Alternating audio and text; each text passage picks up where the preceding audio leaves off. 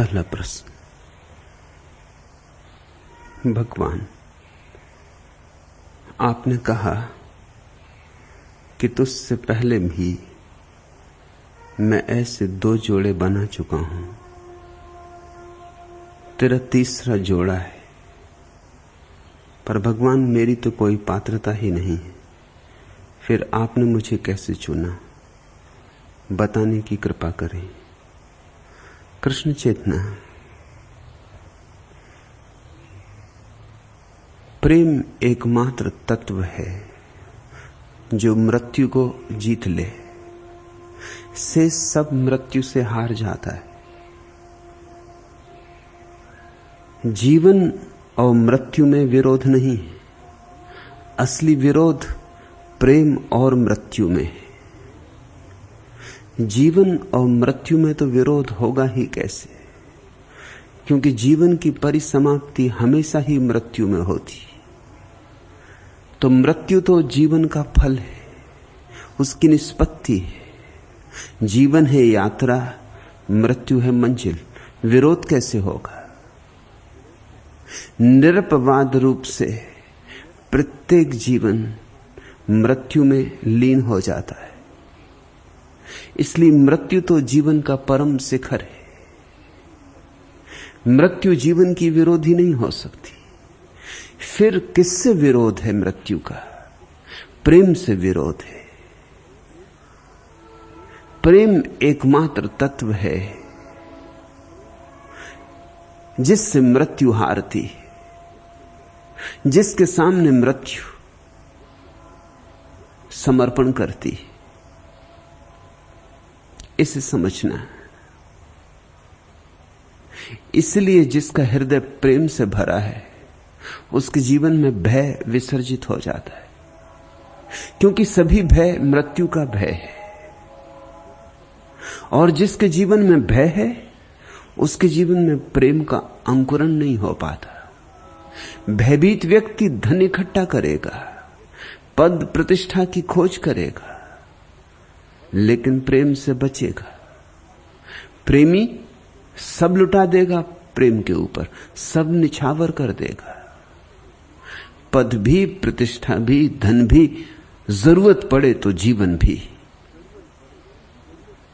सिर्फ प्रेम ही जानता है जीवन का समर्पण भी किया जा सकता है, क्योंकि प्रेम को पता है कि जीवन के बाद भी एक और जीवन है, कि जीवन को छोड़कर भी शाश्वत जीवन शेष ही रह जाता है।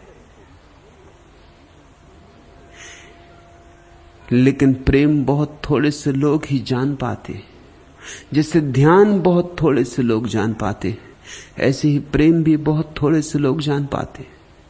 जिन्होंने ध्यान जान लिया, उन्होंने परमात्मा को जाना एकांत में, अकेले में।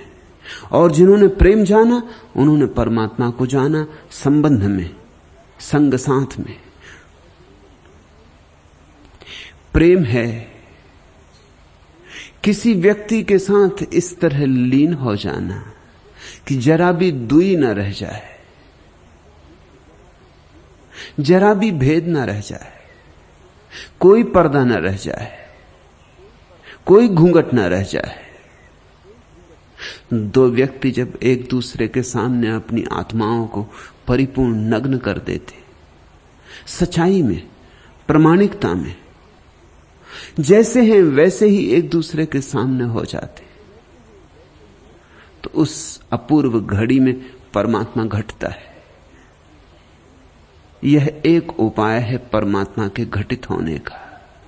दूसरा उपाय है, यदि प्रेम संभव न हो, यदि इसमें असुविधा मालूम पड़े कि मैं किसी के भी सामने अपने को पूरा पूरा प्रकट न कर पाऊंगा, लाज संकोच रहेगा, कुछ दुविधा रहेगी, कुछ द्वंद्व रहेगा,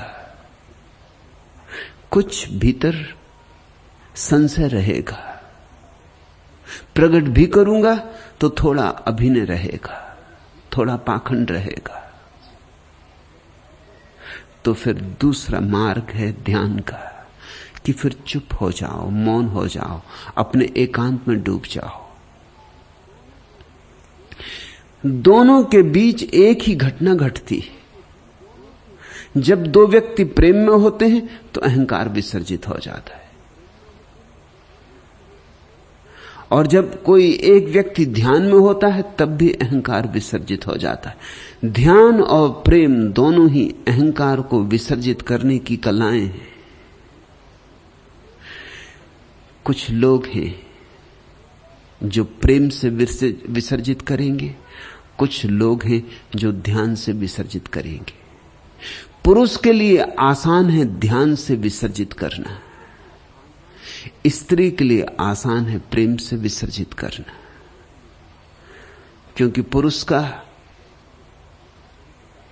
जीवन ज्यादा से ज्यादा 10% प्रेम हो पाता है, 90% प्रेम नहीं हो पाता। स्त्री का जीवन 90% प्रेम हो पाता है आसानी से, 10% में ही अड़चन होती। स्त्री और पुरुष की अंतर व्यवस्था भिन्न भिन्न है। इसलिए जिन्होंने परमात्मा जाना है, यदि वे पुरुष थे तो ध्यान से जाना है, यदि वे स्त्रियां थीं तो प्रेम से जाना है। लेकिन स्त्री पुरुष के भेद को बहुत जड़ता से मत पकड़ लेना, क्योंकि बहुत से पुरुष हैं जिनके पास स्त्रियों जैसा प्रेम करने वाला हृदय है, और बहुत सी स्त्रियां हैं जिनके पास पुरुषों जैसा विचार करने वाला है मस्तिष्क है। फिर भेद होगा, फिर भिन्नता हो जाएगी। मीरा ने जाना प्रेम में, भक्ति में, लल्ला ने जाना ध्यान में। लल्ला भी स्त्री और मीरा भी स्त्री है, लेकिन लल्ला ऐसी स्त्री है जैसे महावीर, जैसे महावीर का नया आविर्भाव। लल्ला अकेली स्त्री है मनुष्य जाति के फकीरी के इतिहास में जो नग्न रही। मीरा प्रेम में जानी, तल्लीन होकर जानी कृष्ण में। फिर ऐसी ही बात पुरुषों में भी है। बुद्ध ने ध्यान से जाना, चैतन्य ने प्रेम से जाना। बुद्ध ध्यान में अकेले और अकेले और अकेले होते गए, और चैतन्य मस्त होते गए नाच में, कृष्ण के प्रेम में। ऐसे डूबे कृष्ण के प्रेम में कि चैतन्य का पुरुष बचा ही नहीं। तो चैतन्य यद्यपि पुरुष है, मीरा स्त्री है, लेकिन दोनों एक ही मार्ग के राही हैं। और लल्ला यद्यपि स्त्री है, महावीर पुरुष हैं, लेकिन दोनों एक ही मार्ग के राही हैं। इसलिए स्त्री पुरुष से शारीरिक भेद नहीं कर रहा हूं, स्त्री पुरुष से तुम्हारी अंतर व्यवस्था का भेद कर रहा हूं। प्रेम से जो जान सके उसे ध्यान की जरूरत नहीं है, जो प्रेम से न जान सके उसे ही ध्यान की जरूरत है। और मैं तुमसे यह कहना चाहता हूं, ध्यान दोयम है, नंबर 2 है, क्योंकि ध्यान थोड़ा रूखा सूखा होगा। प्रेम की हरियाली ना होगी, प्रेम के फूल ना होंगे, प्रेम के झरने ना होंगे। चेतना को जब मैंने संन्यास दिया तो उसे मैंने नाम दिया कृष्ण चेतना, उसके पति को नाम दिया कृष्ण चैतन्य।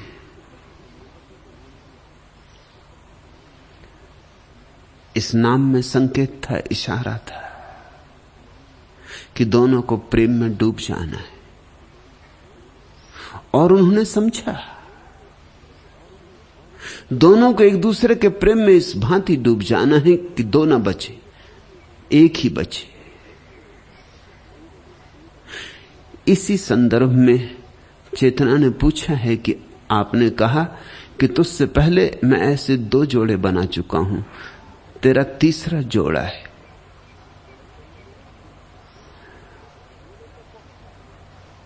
जोड़े तो बहुत हैं दुनिया में, बस नाम मात्र को है। कभी कभार कोई असली जोड़ा होता है। पति पत्नी होना तो आसान है, जोड़ा होना मुश्किल है। जोड़ा शब्द का अर्थ समझते हो?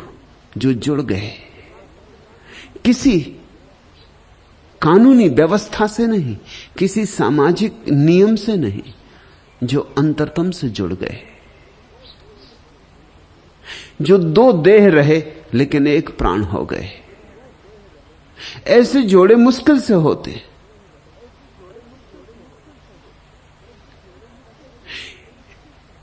इस तरह के जोड़े अपने प्रेम को ही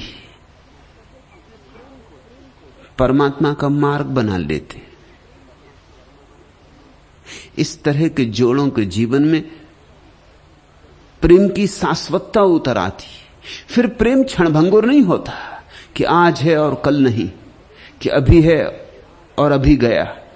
फिर प्रेम के ऐसे मौसम नहीं आते। फिर प्रेम एक स्थिरता होती है।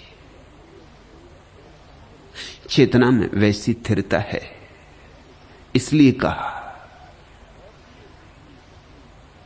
और तूने पूछा चेतना कि पर भगवान मेरी तो कोई पात्रता नहीं, यही तेरी पात्रता है।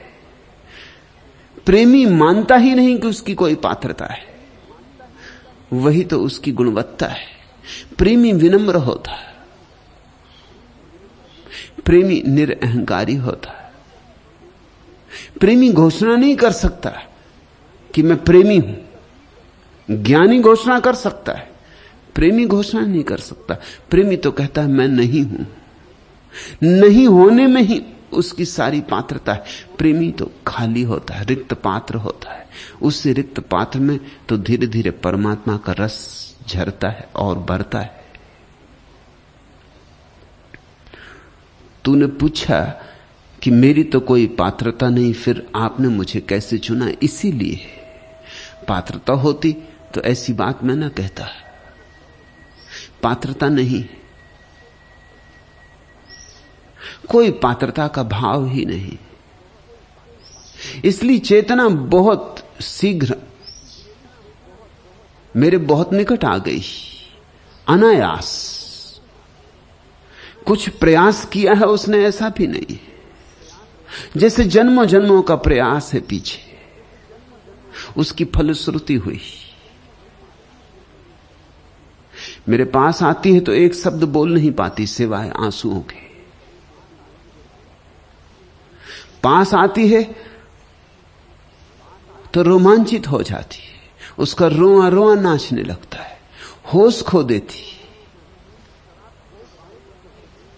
जिस शराब की मैं बात कर रहा था, जैसे ही उसे मैं बुलाता हूं वैसे ही अपने बस में नहीं रह जाती। कोई एक पार की मस्ती उसे पकड़ लेती। ये प्रेमी के लक्षण है, ये दीवाने के लक्षण है। उसके हृदय से सदा मैंने ऐसी आवाज सुनी है, पधारो बैठ रहो इस अमराई की सघन कुंज में आज, मेरी अमराई में आज। यहां आने में लगती है निदा की दोपहरी को लाज, दहकती दोपहरी को लाज। लू चलती है हहर हहर कर, आग बरसती है पृथ्वी पर। जल रहे हैं पल क्षण, तुम यहां बिता लो कुछ घड़ियां बिन काज। पधारो बैठ रहो इस अमराई की सघन कुंज में आज। अति सुनी है यह अमराई, यहां अमित नीरवता छाई, कि केवल कोयल गाती है पंचम में अपने स्वर को साज। सुघड़ इस समय पधारो गज गति से तुम अमराई में आज। देखो अमियां गदराई हैं, मन में सिहरन उठ आई हैं। गुदगुदी अंतर की कहती है तुमसे, आओ हे रसराज। पधारो सहज सलज मुस्काते मेरी अमराई में आज। ऐसा उसने कभी कहा नहीं, ऐसी बातें कही नहीं जाती। ऐसी बातें तो बिन कही ही प्रकट होती।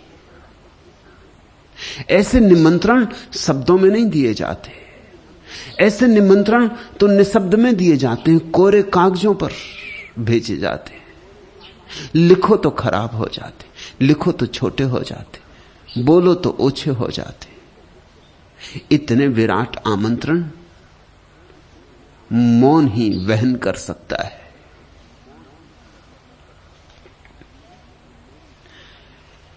नहीं चेतना कुछ बोलती है, नहीं चेतना कुछ कहती है, मगर उसका हृदय सब कह जाता, उसका अबोल सब बोल जाता।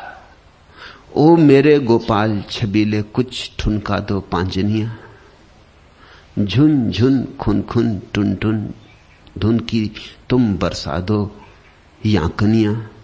पांजनियां किंकणियां गूंजे हुलस उठे ब्रज की जनियां। मैं बलि जाऊं तुम कुछ ठुमको, डोलो ममघर आंगनियां। प्यासे श्रवण हृदय अकुलाया, धुन सुनने को नुपुर की। अहो हटीले जरा ठिटक टुक आज हरो पीड़ा उर की। एक एक रुंझुन में उलझी आकांक्षाएं कई कई, तुम क्या जानो निठुर जगी हैं क्या क्या पीड़ा नई नई। रही सही यह लाज निगोड़ी, बह बह गई नैन जल में।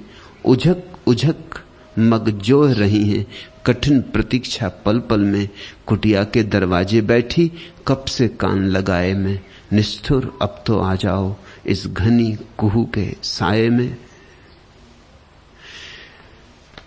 चुपचाप चेतना बढ़ी जाती है, और भी बहुत मित्र हैं जो चुपचाप बढ़े जाते। कोई घोषणा नहीं है, कोई दुदुम्भी नहीं पीटनी, पता ही ना चले,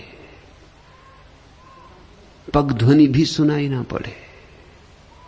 यही पात्र का लक्षण है। पात्रता की चर्चा तो सिर्फ अपात्र करते हैं। पात्रता की चर्चा तो वे ही करते हैं जो हीन ग्रंथि से पीड़ित हैं, जिनके भीतर कोई हीन ग्रंथि नहीं। और जहां प्रेम है, जहां ध्यान है, वहां कैसी हीन ग्रंथि। वे प्रेम की चर्चा नहीं करते, ध्यान की चर्चा नहीं करते, वे पात्रता की चर्चा नहीं करते, योग्यता की चर्चा नहीं करते। लेकिन उनकी आंखें, उनके आंसू सब कह जाते, सब जो नहीं कहा जा सकता। चेतना को मैंने जानकर ही कहा है। यहां मेरे सन्यासियों में 3 जोड़े हैं मेरे अंकन में, जो एक दूसरे में डूब जाएं तो परमात्मा को पा लेंगे। चेतना और चैतन्य का जोड़ा उनमें एक।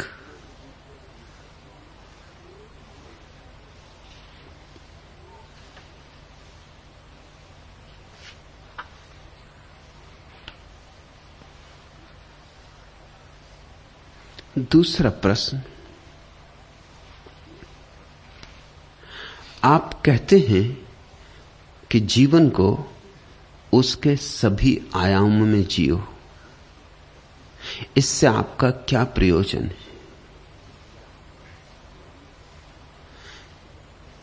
मनुष्य शरीर है, मन है, आत्मा है और परमात्मा भी। जब मैं कहता हूं कि जीवन को उसके सब आयामों में जियो, तो मैं कहता हूं शरीर की भांति भी, मन की भांति भी, आत्मा की भांति भी, परमात्मा की भांति भी। अपनी समग्रता में जियो, किसी का निषेध ना हो, किसी का खंडन ना हो। ऐसा ना हो कि तुम्हारा परमात्मा तुम अपने देह के विपरीत समझ लो। देह के विपरीत होता तो देह में क्यों होता? विपरीत ही होता तो देह में उतरने की कोई जरूरत ही ना थी। उतरा है तो कारण होगा, उतरा है तो रहस्य होगा। इतनी लंबी यात्रा की है अदृश्य से दृश्य की, तो यूं ही नहीं होगी। तो जब मैं कहता हूं सब आयाम में जिया जाए जीवन, तो तुमसे यह कह रहा हूं, जीवन का कोई भी अंग त्यागना मत, छोड़ना मत, तोड़ना मत। एक अंग को दूसरे अंग के विपरीत मत मान लेना। तुम्हारे जीवन के सारे अंग एक ही माला में पिरोए हुए फूल हैं, एक ही धागे में अनसयूत है। तुम्हारे सारे जीवन में एक ऐसा संगीत होना चाहिए जिसमें तुम्हारे सारे वाद्य देह के, मन के, आत्मा के, परमात्मा के समवेत हो जाएं, एक स्वर में डूब जाएं। तुम्हें एक ऑर्केस्ट्रा बनना है। संगीत सोलो भी होता है। कोई आदमी सिर्फ बांसुरी बजाता है, सोलो बांसुरी वादक। लेकिन फिर कोई तबले पर, तबले के साथ, तबले की संगत में बांसुरी बजाता है, तब रस और गहरा हो जाता है, क्योंकि तबला अपनी भावभंगिमा ले आता है। फिर वाद्य बढ़ते जाते, फिर ऑर्केस्ट्रा तुमने देखा, 50 वाद्य एक साथ बजते, सारे वाद्यों के बीच एक अनसयूत संगीत होता है। जितना बड़ा संगीतज्ञ होगा उतने अधिक वाद्यों को समाहित करेगा, क्योंकि उतना ही उसका संगीत अनंत आयामी हो जाएगा। अब तक धर्म एक आयामी रहा है। चुन लो एक दिशा और से सब उसी दिशा पर त्याग कर दो। तो धार्मिक व्यक्ति तो पैदा हुए, लेकिन सृजनात्मक व्यक्ति पैदा ना हो सके। धार्मिक व्यक्ति तो पैदा हुए, लेकिन बड़े अधूरे, अपंग, अपाहिज। किसी के पास सिर्फ आंखें थीं, कान नहीं थे, और किसी के पास सिर्फ पैर थे, हाथ नहीं थे, और किसी के पास जवान थी और हाथ नहीं थे, लेकिन अपंग। मैं एक ऐसे धार्मिक व्यक्ति को पृथ्वी पर जन्म देना चाहता हूं जिसकी आंख भी हो, कान भी हो, हाथ भी हो, पैर भी हो, जो सर्वांगीण हो, जो सर्वांग हो। लेकिन सर्वांग तुम तभी हो सकोगे जब तुम जीवन में कुछ भी न छोड़ो, जब तुम जीवन का सब समाहित कर लो, जब तुम इतने कुशल हो जाओ कि पूरे जीवन को समाहित करके भी जीवन से बंधो ना। देह तो परमात्मा का मंदिर है। अब तक तुम्हें समझाया गया है कि देह परमात्मा का शत्रु। देह को गलाओ, जलाओ, उपवास करो, कोड़े मारो, धूप में रखो, कांटों पर सुलाओ।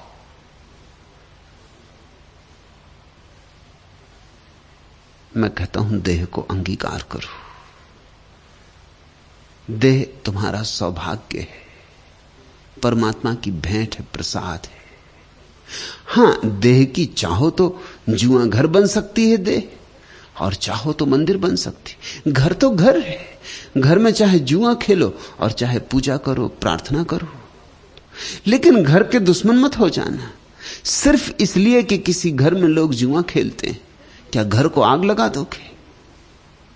ये जुआ खेलने वालों की भूल होगी। इसी घर को प्रार्थना, पूजा का गृह बनाया जा सकता है। इसी घर में परमात्मा प्रतिष्ठित हो सकता है। इसी में धूप उठे, दिए जलें, इसी में वीणा बजे। ये घर वही है। घर न तो जुआ खेलने से जुआ घर हो जाता है, न पाप करने से पापी हो जाता है, न बुराई करने से बुरा हो जाता है। घर तो निष्पक्ष है, तुम जो करोगे वही हो जाता है। घर तो तुम्हारे साथ है, ये देह तो तुम्हारी सेवक है। तो मैं एक ऐसा धर्म चाहता हूं जिसमें देह का अंगीकार हो, स्वागत हो, अभिनंदन हो। ऐसा धर्म जो देह को भित्ति बना ले, जो देह के स्वास्थ्य में रस ले, देह के आनंदों को अस्वीकार न करे, देह के आनंद प्यारे हैं, लेकिन तुम्हें कहा गया अस्वाद साधो। मैं तुमसे कहता हूं स्वाद साधो, ऐसा स्वाद साधो कि भोजन में भी परमात्मा की ही प्रतीति होने लगे। है तो सब परमात्मा ही, जो तुम भोजन कर रहे हो उसमें भी वही है। अस्वाद साधने का अर्थ हुआ कि स्वाद मत लेना भोजन में, मगर यह तो परमात्मा का अंगीकार नहीं हुआ, अस्वीकार हुआ, यह तो अनादर हुआ। अन्नम ब्रह्म, तुम तो अन्न में भी ब्रह्म का ही स्वाद लो।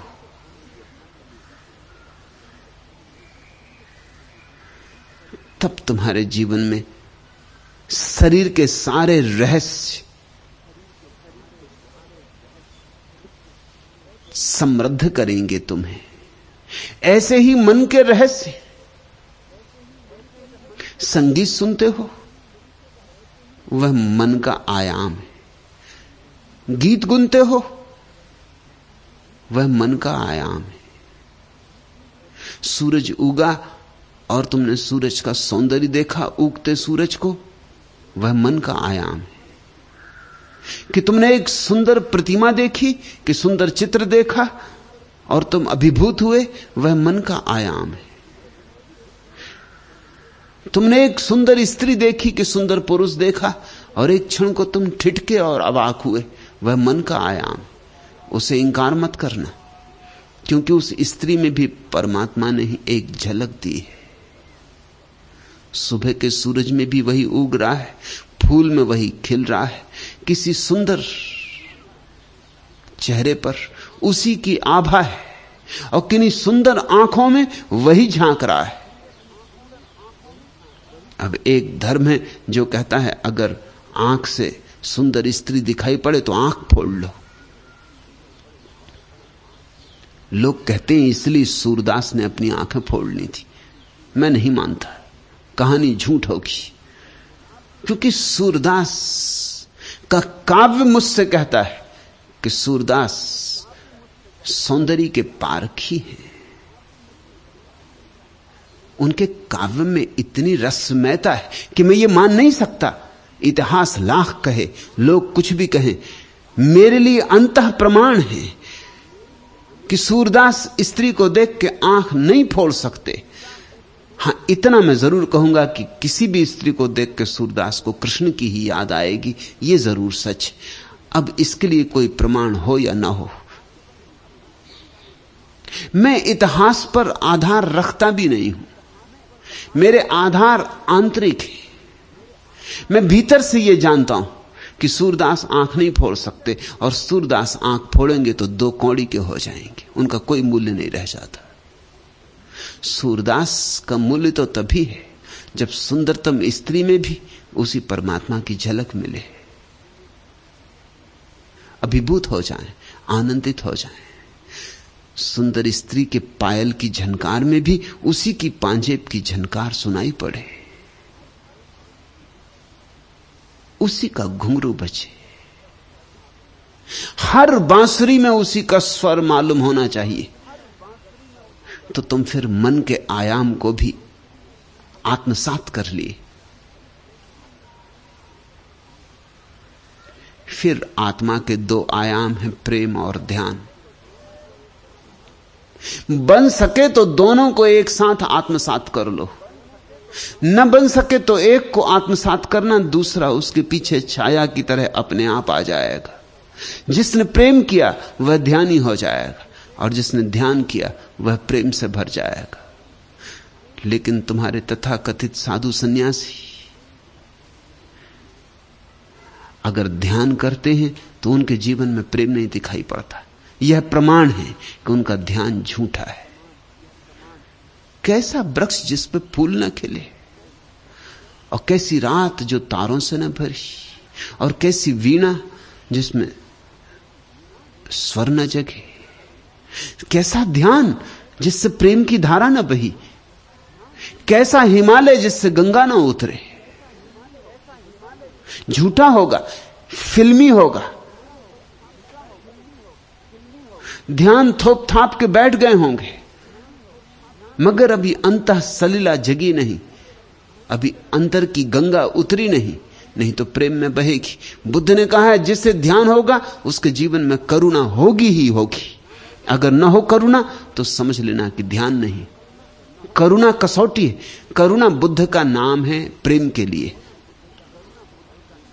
और अगर कोई कहता है कि मैंने प्रेम को पा लिया और उसके जीवन में ध्यान की एकाग्रता ना हो, ध्यान की तन्मयता ना हो, ध्यान की स्थिरता ना हो, ध्यान का निश्चल भाव ना हो, ध्यान की शांति ना हो, तो समझना कि उसने प्रेम अभी पाया नहीं।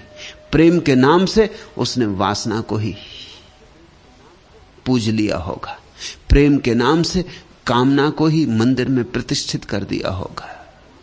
उसने अभी प्रेम जाना नहीं, प्रेम का धोखा खाया है, प्रेम की प्रवंचना में पड़ा है। लेकिन प्रेम का परमात्मा अभी उतरा नहीं, नहीं तो उसके साथ आती ही है ध्यान की शांति, अनिवार्य रूपेण, अपरिहार्य रूप से। प्रेम आए तो ध्यान उसकी छाया की तरह आता, ध्यान आए तो प्रेम उसकी छाया की तरह आता। एक ही सिक्के के दो पहलू।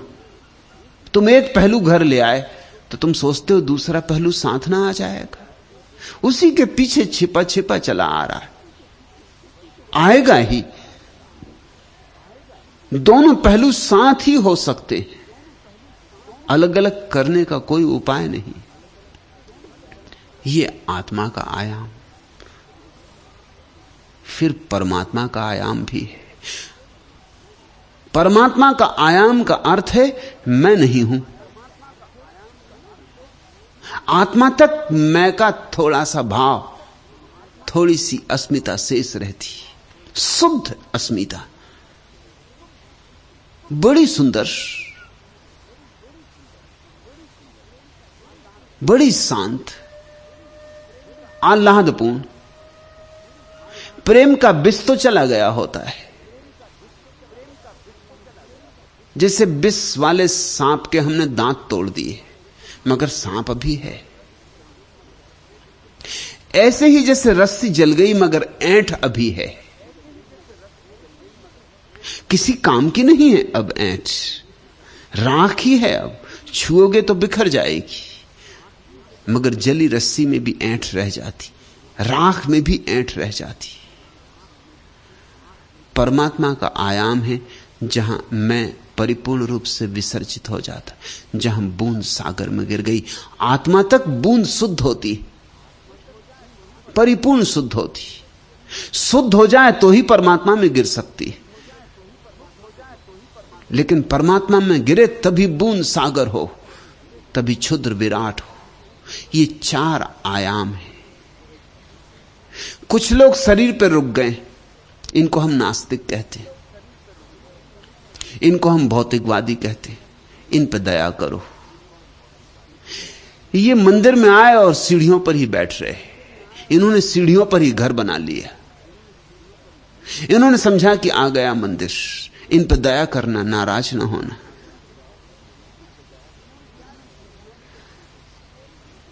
इन्होंने शायद सीढ़ियां भी कभी नहीं देखी थी, सीढ़ियां भी इतनी प्यारी हैं, पोर्च भी इतना सुंदर है कि उन्होंने समझा आ गया घर।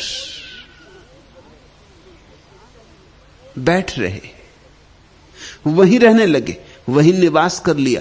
पूरा भवन पड़ा था, कभी आंख ही ना उठाई उस तरफ। ये छोटे बच्चे जो खिलौनों से उलझ गए। सच्चा धार्मिक व्यक्ति इनके विरोध में नहीं होता। सच्चा प्रौढ़ व्यक्ति बच्चों के खिलौनों के विरोध में नहीं होता, और अगर कोई बच्चों के खिलौनों के विरोध में हो तो समझना कि प्रौढ़ व्यक्ति नहीं है।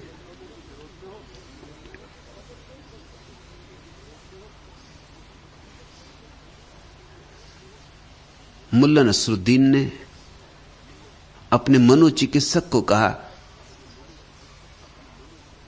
कि मेरे बच्चे में कुछ गड़बड़, कुछ ठीक करना पड़ेगा, आप कुछ फिक्र करें। चिकित्सक ने पूछा क्या गड़बड़ है, क्या तकलीफ है? तो उसने कहा कि वो दिन भर अपनी गुड़िया को ही लिए रहता है। तो मनोवैज्ञानिक ने कहा बच्चा है, इसमें कुछ खराबी नहीं है, इसमें कोई रोग नहीं है, बड़ा हो जाएगा, सब ठीक हो जाएगा, खेलने दो। मुल्ला ने कहा वह तो ठीक है, लेकिन फिर मुझे गुड़िया लेने का मौका ही नहीं मिलता।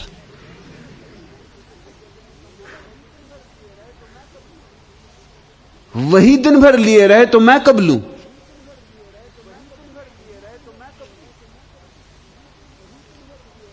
अब इसका ऐतराज जो है वो बता रहा है कि मुल्ला खुद भी प्रौढ़ नहीं।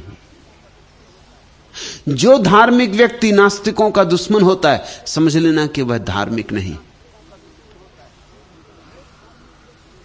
अभी वह भी पोर्च में ही उलझा है, सीढ़ियों में उलझा है, अभी वह भी भीतर गया नहीं, अभी विवाद वहीं चल रहा है। सच्चा धार्मिक व्यक्ति तो जो सीढ़ी पर अटक गया उस पर दया करेगा, करुणा करेगा, सोचेगा कि क्या करूं, कैसा उपाय करूं कि इसे भी भीतर बुला लूं। मेरे पास नास्तिक आते हैं, वो कहते हैं हम नास्तिक हैं, क्या आप हमें सन्यास देंगे? मैं उनसे कहता हूं तुम्हें तो मैं पहले दूंगा, आस्तिकों से पहले दूंगा। मगर वे कहते हैं कि हम नास्तिक हैं, नास्तिक सन्यासी हो सकता है। मैंने कहा सन्यास इतनी बड़ी बात है कि नास्तिकों को भी पी जाए। तुम फिक्र ना करो। तुम चिकित्सक से ये तो नहीं कहते कि मैं बीमार हूं, क्या बीमार की भी चिकित्सा हो सकती? क्या बीमार को भी दवा दी जा सकती? और अगर कोई चिकित्सक तुमसे यह कहे कि पहले ठीक होकर आओ तब दवा दूंगा, तो तुम क्या समझोगे? ये चिकित्सक है। मैं तो नास्तिक को आलिंगन कर लेता हूं तत्क्षण। प्रतीक्षा ही करता था कि कभी वो राजी हो जाए तो उसे घर के भीतर बुला लिया जाए। कुछ लोग शरीर पर उलझ गए, उन्होंने स्वाद को ही जीवन का लक्ष्य समझ लिया, या धन को या पद को,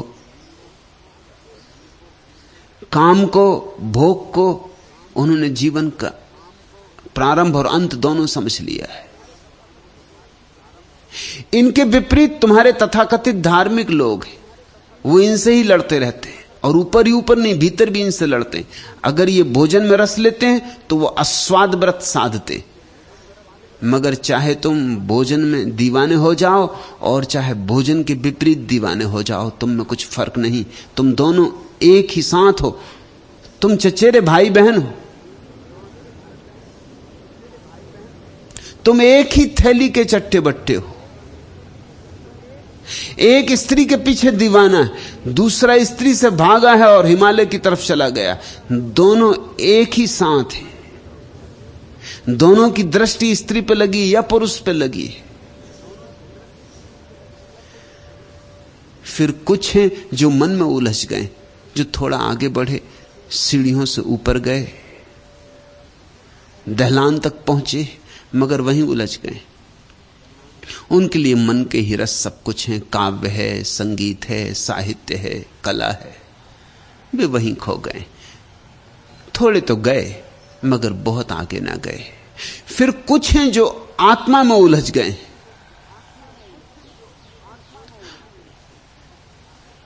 जो कहते हैं कोई परमात्मा नहीं, इसके आगे और कोई भी नहीं, बस पा लिया सब। अपनी प्रतीति होने लगी, अपना एहसास होने लगा, बूंद शुद्ध हो गई, अब और क्या चाहिए?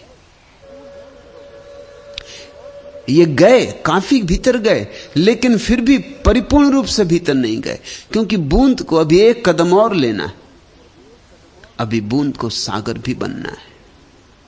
जब मैं तुमसे कहता हूं सब आयामों में जियो, तो मैं ये कह रहा हूं पोर्च भी तुम्हारा, दहलान भी तुम्हारी, भीतर के कक्ष भी तुम्हारे, अंतरतम तुम्हारे भवन का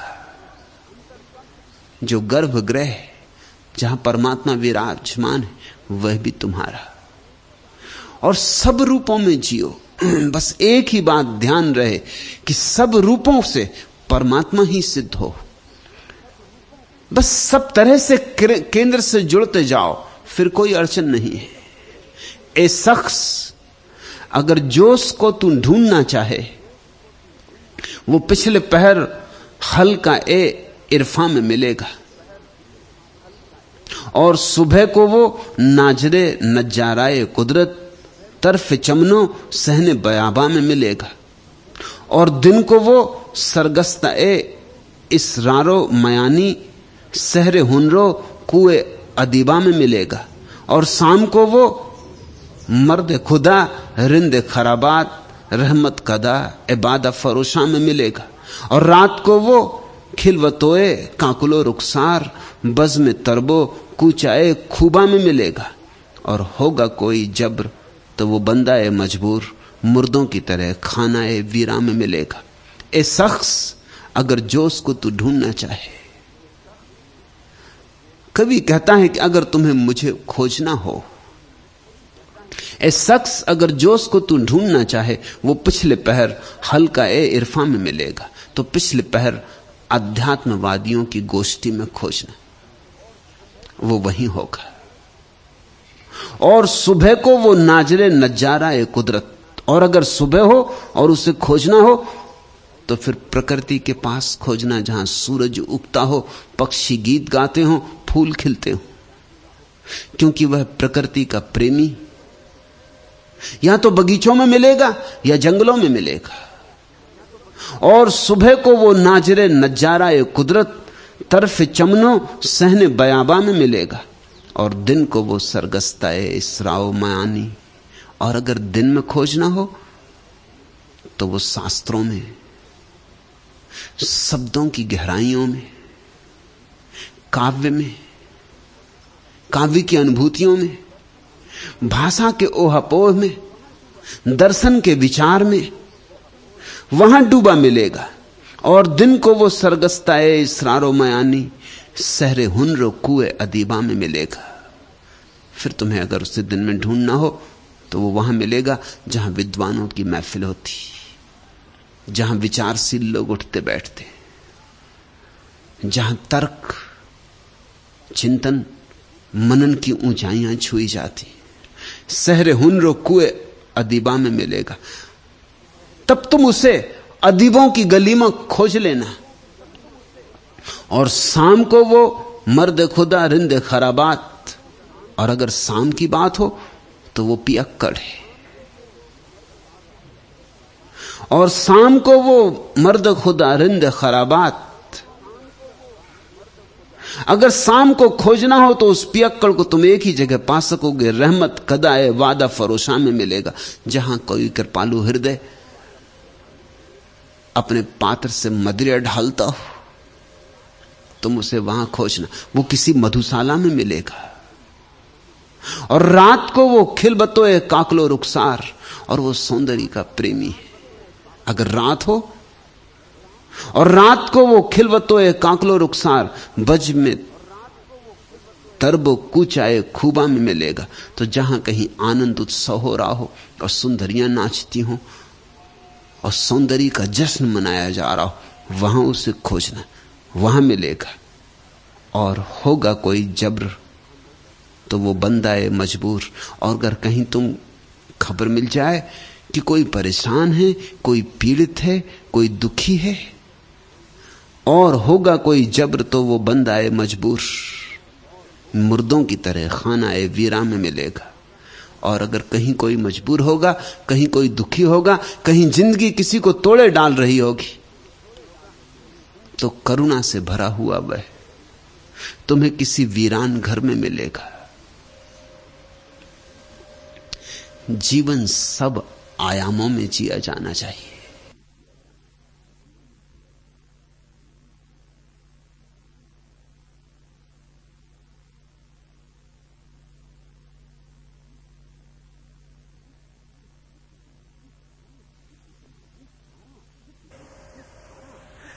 ये सारा अस्तित्व तुम्हारा है, इसका सौंदर्य तुम्हारा, इसका स्वाद तुम्हारा, इसकी शराब तुम्हारी। मालिकियत की घोषणा करो। इसलिए मैं अपने सन्यासी को स्वामी कहता हूं, मालिकियत की घोषणा करो। ये सारा अस्तित्व तुम्हारा। मुझे पता नहीं पुराने लोगों ने क्यों सन्यासी को स्वामी कहा था, उनके मतलब कुछ और थे, मेरे मतलब कुछ और है। मेरा मतलब है कि तुम इस सारे अस्तित्व के स्वामी हो, मालिक हो। ये सब तुम्हारा है। ये चांद तारे तुम्हारे लिए परिभ्रमण करते, ये वृक्ष तुम्हारे लिए हरे हैं, ये फूल तुम्हारे लिए खिले हैं, ये लोग तुम्हारे लिए, ये सारा अस्तित्व तुम्हारे लिए। इससे दुश्मनी साध के दूर मत हट जाओ, इसमें डुबकी मारो, इसमें गहरे डूबो, इसमें विसर्जित हो जाओ, और तब तुम्हारे जीवन में एक समृद्धि होगी। उसी समृद्धि का नाम धर्म है। धर्म कोई दीनता नहीं है, हीनता नहीं है। धर्म परम ऐश्वर्य है, वह ईश्वर की अनुभूति है। धर्म व्यक्ति को समृद्ध बनाता है। और तब कभी ऐसा चमत्कार भी देखने में आता है कि बुद्ध जैसा भिखारी रास्ते पे चलता हो तो भी सम्राटों को झेप आ जाए। धर्म इतना समृद्ध बनाता है व्यक्ति को कि भिखारी के पास भी धर्म की अनुभूति हो तो सम्राट दो कौड़ी के मालूम होते। और ये संसार और यहां का धन दौलत तुम कितनी ही इकट्ठी कर लो, यहां की कौड़ियां तुम कितनी ही जुटा लो, लेकिन अगर तुमने जीवन के समस्त आयाम अनुभव नहीं किए, अगर तुम जीवन को उसकी समग्रता में नहीं जिए हो, परिपूर्णता में अगर तुमने जीवन को अंगीकार नहीं किया है, अभिनंदन नहीं किया है, तो हो सकता है तुम्हारे पास दुनिया भर की दौलत हो मगर तुम्हारी आंखों में भिखमंगापन होगा। तुम सिंहासन पर भला बैठे रहो मगर तुम रहोगे भिखारी, क्योंकि बादशाहत तो सिर्फ उनकी है जो इस अस्तित्व के साथ अपना सरगम जोड़ लेते, जिनका छंद इस अस्तित्व के साथ जुड़ जाता, जिनका नाच इस अस्तित्व के साथ जुड़ जाता है, जो इस विराट रास लीला के अंग हो जाते।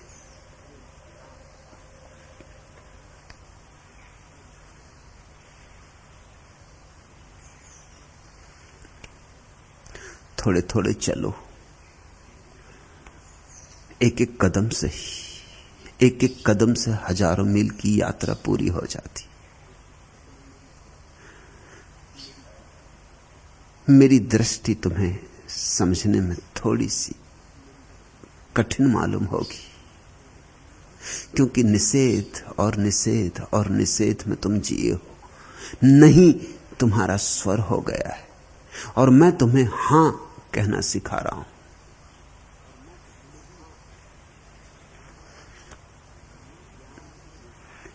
प्यार दे सकते ना यदि तुम, प्यार का विश्वास तो दो। अर्चना का गीत बनकर जल रहे हैं प्राण मेरे, कर रहे हैं आरती सी ये सिसकते गान मेरे। तुम सदैव हो ठीक पर इसका मुझे आभास तो दो। प्यार दे सकते ना यदि तुम, प्यार का विश्वास तो दो। जल चुका है दीप कैसे, अब जले बाती बता दो। हृदय यह कब तक संभाले, पीर की थाती बता दो। वेदना ही दे रहे हो पर कभी उल्लास तो दो। प्यार दे सकते ना यदि तुम, प्यार का विश्वास तो दो। मैं नहीं हूं अमर फिर भी, अमर मेरी भावना है। स्वर्ण सी जो तप रही है वह मनोरम कामना है। विरह श्वासों में छिपाकर मिलन का एक श्वास तो दो। प्यार दे सकते न यदि तुम, प्यार का विश्वास तो दो। मैं भिखारी ही सही फिर भी नहीं झोली पसारी। तुम महादानी अमर, तुमने कभी ली सुधि हमारी। शून्य सा यह हृदय वन, इसमें कभी मधुमास तो दो। प्यार दे सकते न यदि तुम, प्यार का विश्वास तो दो।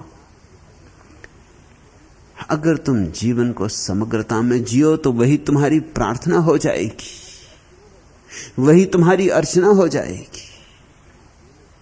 और फिर तुम्हें यह ना कहना पड़ेगा प्यार दे सकते न यदि तुम, प्यार का विश्वास तो दो। प्यार बरसेगा चहुं दिशाओं से, ऊपर से नीचे से, इधर से उधर से, बाहर से भीतर से। प्रेम की बाढ़ आ जाएगी। विश्वास न मांगना पड़ेगा, प्रेम ही आ जाएगा, अनुभव आ जाएगा।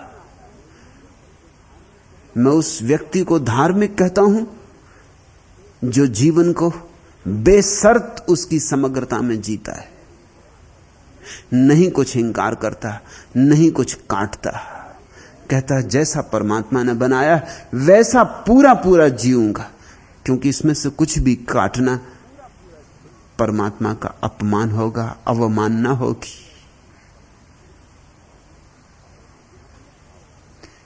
इस भाव का नाम आस्तिकता है।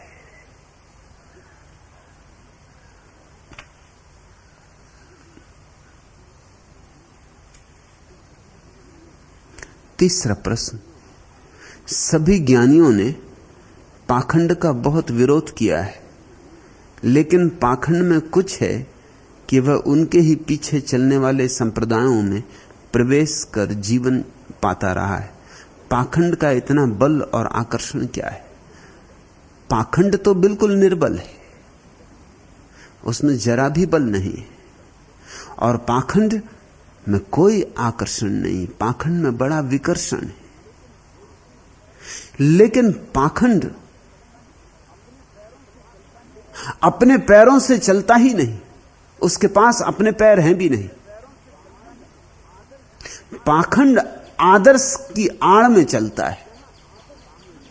जहां आदर्श दिए जाएंगे वहां पाखंड अनिवार्य रूप से पैदा होगा। पाखंड आदर्श की छाया है। जैसे भरी दोपहरी में तुम चलोगे तो तुम्हारी छाया बनेगी। इस जीवन में जो भी आदर्श लेके चलेगा वो पीछे पाखंड की छाया को छोड़ जाएगा। और इसे समझना निश्चित ही बहुत कठिन है, क्योंकि हम तो सोचते हैं आदर्श और पाखंड विपरीत है। विपरीत नहीं, संगी साथी है, अनिवार्य रूपेण संगी साथी। कोई भी आदर्श पैदा करो तत्क्षण पाखंड पैदा हो जाएगा। एक ऐसा धर्म चाहिए जो आदर्शवादी ना हो, यथार्थवादी हो।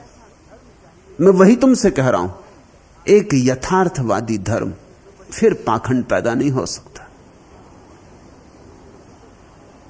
समझो, तुमसे किसी ने कहा कि भोजन में स्वाद मत लेना, यह आदर्श है। ऐसा महात्मा गांधी के आश्रम में नियम था, अस्वाद व्रत। भोजन में स्वाद मत लेना। स्वाद लिया, यह आदर्श से पतन हो गया। अब जिसने स्वाद लिया क्या करे?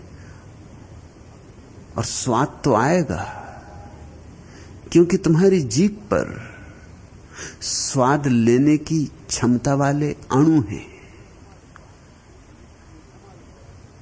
मीठा मीठा मालूम पड़ेगा और कड़वा कड़वा मालूम पड़ेगा।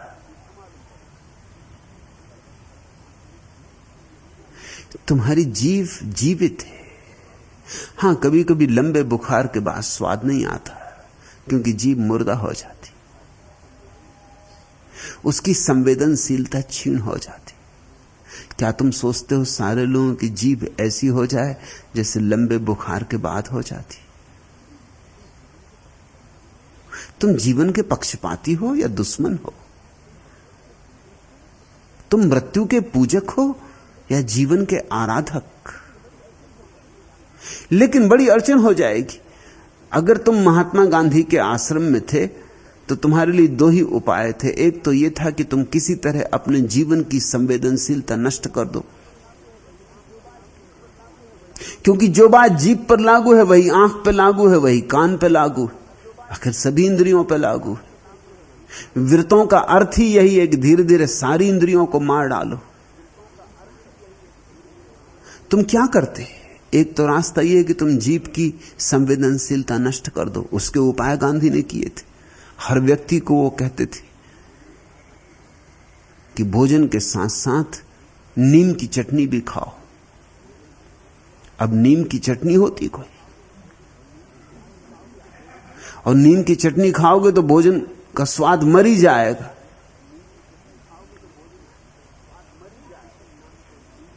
लुई फिशर नाम के एक विचारक ने लिखा है कि मैं गांधी का आश्रम देखने गया। गांधी के भक्तों में था लुई फिशर। गांधी ने उसे अपने साथ भोजन पे बिठाया और नीम की चटनी तो खास चीज थी। भोजन भी परोसवाया। जो भोजन परोस रहा था उसने नीम की चटनी नहीं परोसी, सोच के कि नया आदमी आगंतुक नीम की चटनी देना, ये कोई अंतेवासी तो नहीं है आश्रम का, अतिथि है। लेकिन गांधी ने देखा नीम की चटनी नहीं दी गई तो उन्होंने कहा, अरे नीम की चटनी दो, तो नीम की चटनी दी गई। लुई फिशर ने सोचा कि कुछ खास चीज होगी, उसको बेचारे को क्या पता। उसने चखा जहर, शुद्ध जहर, वो तो बड़ा हैरान हुआ। गांधी ने उसे समझाया कि अस्वाद व्रत का अंग है, इससे जीभ का स्वाद मर जाता है। लुई फिशर ने सोचा पश्चिम का आदमी हिसाब लगा के चलता है गणित से। उसने सोचा कि ये तो झंझट है, इसमें पूरा भोजन खराब हो जाएगा अगर ये चटनी के साथ रोटी खानी, सब्जी खानी। उसने सोचा ज्यादा आसान रास्ता ये होगा, वैज्ञानिक बुद्धि का आदमी, कि पहले ये चटनी एक ही गटाक में खत्म कर जाओ, पानी पी कर मुंह साफ कर लो, फिर मजे से भोजन करो। तो जल्दी से एक ही बार किसी तरह जी संभाल के राम राम कह के और उसने पूरा गोला गटक गया। लेकिन गांधी भी ऐसे छोड़ देने वाले तो नहीं। उन्होंने कहा कि और लाओ, देखो मैंने कहा था ना कि चटनी कितनी पसंद आई, और लाओ चटनी। और चटनी दे दी गई। अब यह भी उपाय ना रहा गटकने का। लुई फिशर ने लिखा कि पूरा भोजन खराब हो गया, मगर स्वाद नहीं आया। एक तो उपाय यह है, रुग्ण उपाय। और फिर मैं ये पूछता हूं कि चटनी का स्वाद स्वाद नहीं? ये किसी ने पूछा नहीं, ये लुई फिशर ने भी नहीं पूछा। मैं जरूर ये पूछना चाहता हूं, क्या मिठास का स्वाद ही स्वाद है? कड़वाहट का स्वाद स्वाद नहीं? अगर नीम का स्वाद आया तो अस्वाद व्रत कैसे सधा? हां, नीम के स्वाद ने, जहर ने और सारे स्वादों को मार डाला, लेकिन अस्वाद व्रत कैसे सधा? ये तो नीम के स्वाद का व्रत सधा, मगर यह है स्वाद का ही व्रत। तुम नीम के प्रेमी हो, इससे इतना ही पता चलता है। इससे कोई अनासक्ति नहीं हो गई, सिर्फ नीम से आसक्ति हो गई। और मैं मानता हूं कि यह आसक्ति थोड़ी विकृत है, अस्वाभाविक है, यह सहज नहीं है। सरहप्पा और तिलोपा भी इसका समर्थन ना करेंगे, मैं भी नहीं करता हूं। कोई सहज जीवन की प्रस्तावना करने वाला व्यक्ति इसका समर्थन ना करेगा। किसी भी बच्चे को नींद दे दो और पता चल जाएगा। छोटे से बच्चे को नींद दे दो, वो फौरन थूक देगा। इससे जाहिर हो गया कि ये स्वभाव के प्रतिकूल है। अब बच्चे को किसी ने कहा नहीं था कि नींद थूक देना, बच्चे को मैंने बिगाड़ा नहीं था, मुझे कसूर न दे सकोगे। बच्चा मुझे सुनने आया भी नहीं था, मेरा सन्यासी भी नहीं था। बच्चा अभी बोल भी नहीं सकता, पढ़ भी नहीं सकता। बिन बोलते बच्चे को नींद दे दो, वो थूक देगा। इससे जाहिर है कि ये स्वभाव के प्रतिकूल है, और जो स्वभाव के प्रतिकूल है उससे अपने को बांधना दमन है। तो एक तो उपाय यह है जो कि तुम्हें विकृति की तरफ, पैथोलॉजी की तरफ ले जाएगा, तुम्हें रुग्ण करेगा, तुम्हारे जीवन की सारी सहजता, स्वाभाविकता नष्ट कर देगा, खंडित कर देगा।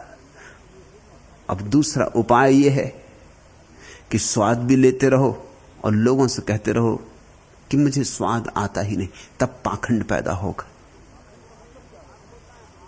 पाखंड का मतलब क्या होता है? पाखंड का अर्थ होता है आदर्श मानता हूं मैं और आदर्श पूरा होता नहीं, तो अब मैं झूठे ही दावा करता हूं कि आदर्श पूरा हो रहा है, कि मुझे स्वाद आता ही नहीं।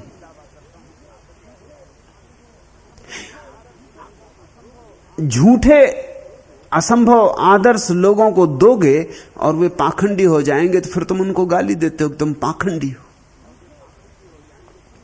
जीवन को सहज रहने दो, फिर कोई पाखंड नहीं होता। बच्चे पाखंडी नहीं होते,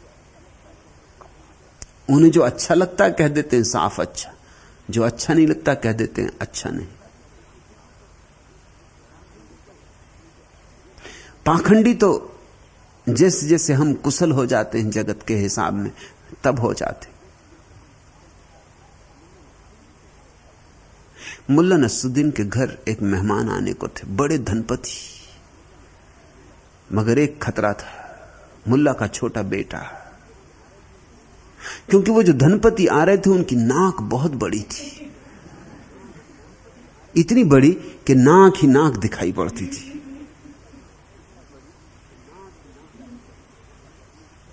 मुल्ला भी परेशान था, पत्नी भी परेशान थी कि बेटा कुछ ना कुछ कहना दे। कह रहे इतनी बड़ी नाक। और धनपति को ला रहे थे खुशामत के लिए, उससे कुछ काम था कि कहीं वो नाराज ना हो जाए। और सबको पता था कि जो भी उसकी नाक के संबंध में बात उठा देता उससे वो नाराज हो जाता, क्योंकि उसकी नाक बड़ी कुरूप थी, बड़ी बेढंगी थी।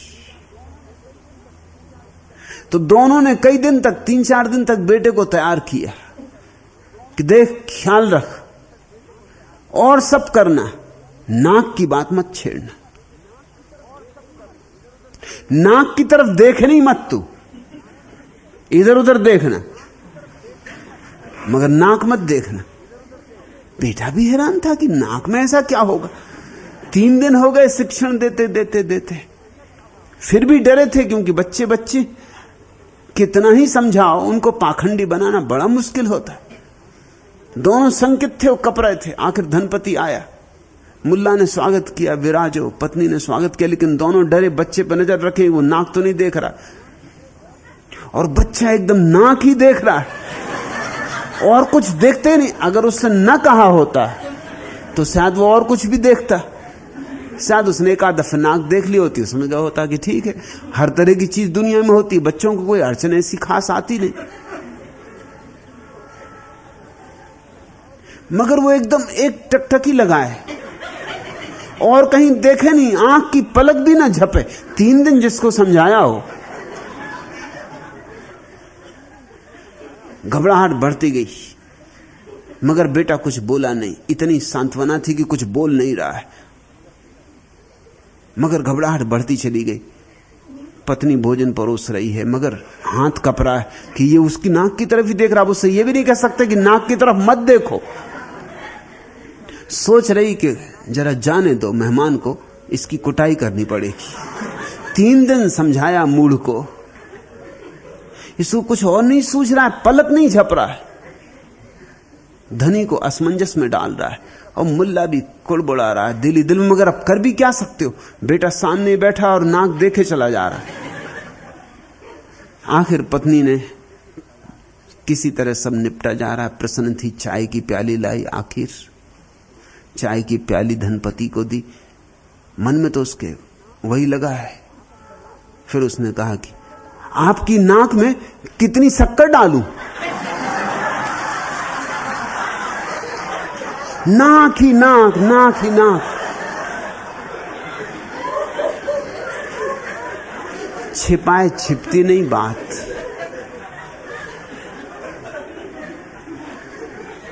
कहने गई थी कि आपकी प्याली में कितनी शक्कर डालूं, मगर प्याली तो छोटी और नाक बड़ी।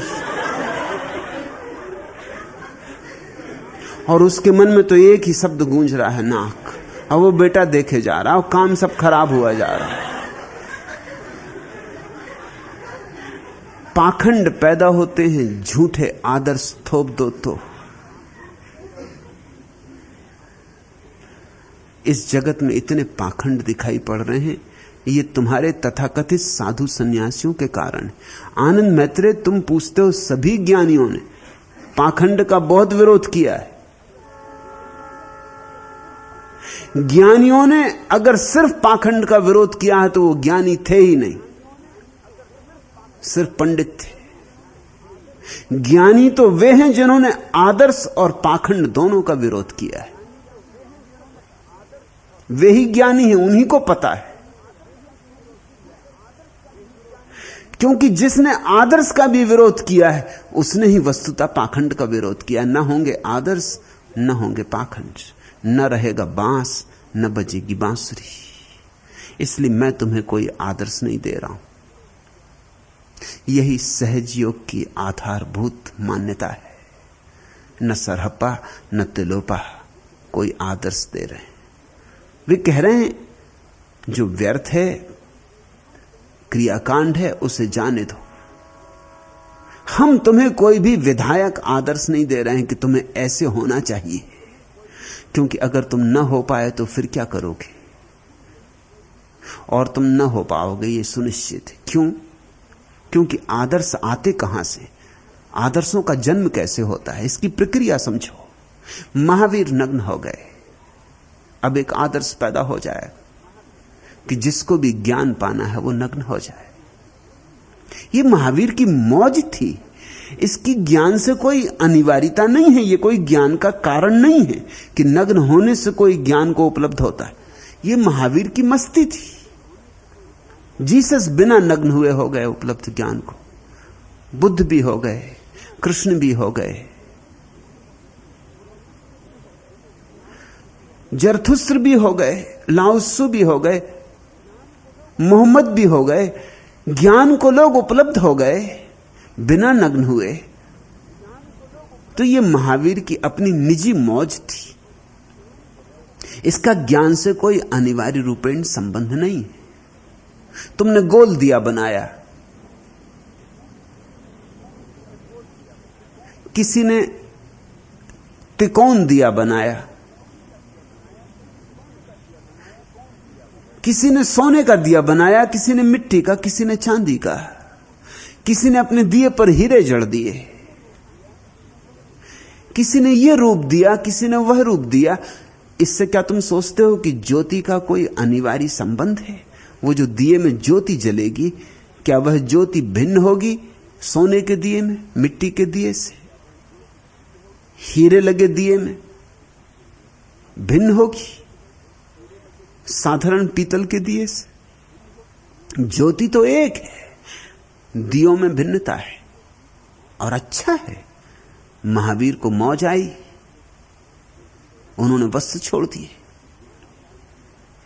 लेकिन इससे ज्ञान की कोई अनिवार्यता नहीं। लेकिन फिर महावीर के पीछे चलने वाली परंपरा सोचती है कि जब तक नग्न ना होगे तब तक ज्ञान ना होगा। मैं एक जैन मुनि को जानता हूं, गणेश वर्णी। वे जिंदगी भर कोशिश करते रहे मुनि हो जाने की। जैनों में सीढ़ियां होती। मुनि का मतलब दिगंबर, जैनों में मुनि का अर्थ होता है नग्न। उसके पहले सीढ़ियां होती हैं, ब्रह्मचारी होता है, फिर कोई छुल्लक होता है, फिर एलक होता है। ये सब सीढ़ियां ऐसी होती हैं, कितने वस्त्र छोड़ते हैं उस हिसाब से। आखिर में लंगोटी रह जाती, फिर लंगोटी भी छूट जाती, तब कोई मुनि होता है। गणेश वर्णी ने जीवन भर चेष्टा की कि मुनि हो जाएं, लेकिन लंगोटी छोड़ने की हिम्मत नहीं जुटा पाए। जरूरत भी नहीं थी। संकोची आदमी रहे होंगे कि नंगा घूमना सड़क पर नहीं जमा होगा। लेकिन मन में तो भाव तो था ही कि जब तक नग्न न हुए तब तक ज्ञान न हुआ। फिर मरते समय बेहोश हो गए। बेहोश होते होते उन्होंने कहा कि जल्दी से मेरी लंगोटी और मेरी चादर अलग कर दो, कम से कम मर तो जाएं मुनि होकर। उनकी बेहोशी हालत में उनकी चादर और उनकी लंगोटी अलग की गई। उनकी बेहोशी हालत में उनको मुनि की दीक्षा दी गई, बेहोशी हालत में।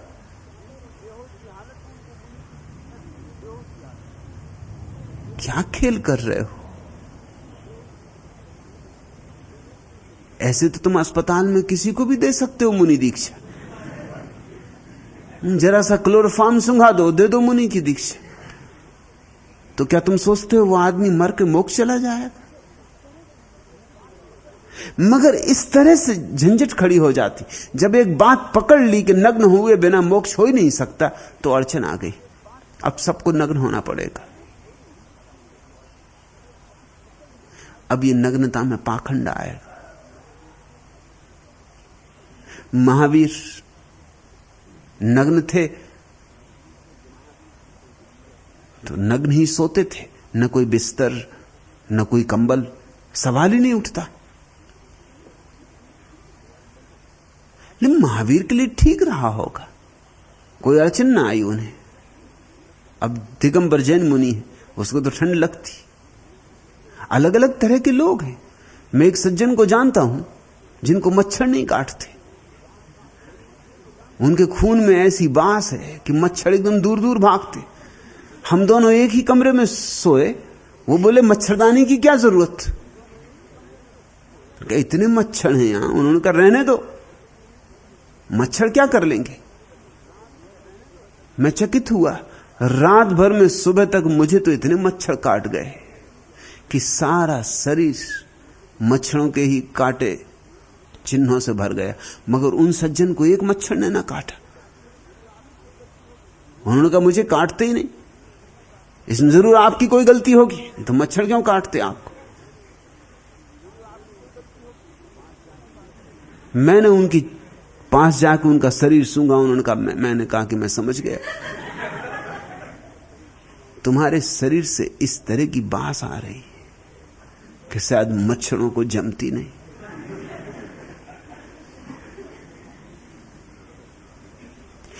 आखिर मच्छरों से बचने की जो दवाइयां बनाई गई वो भी बास के आधार पर बनाई गई।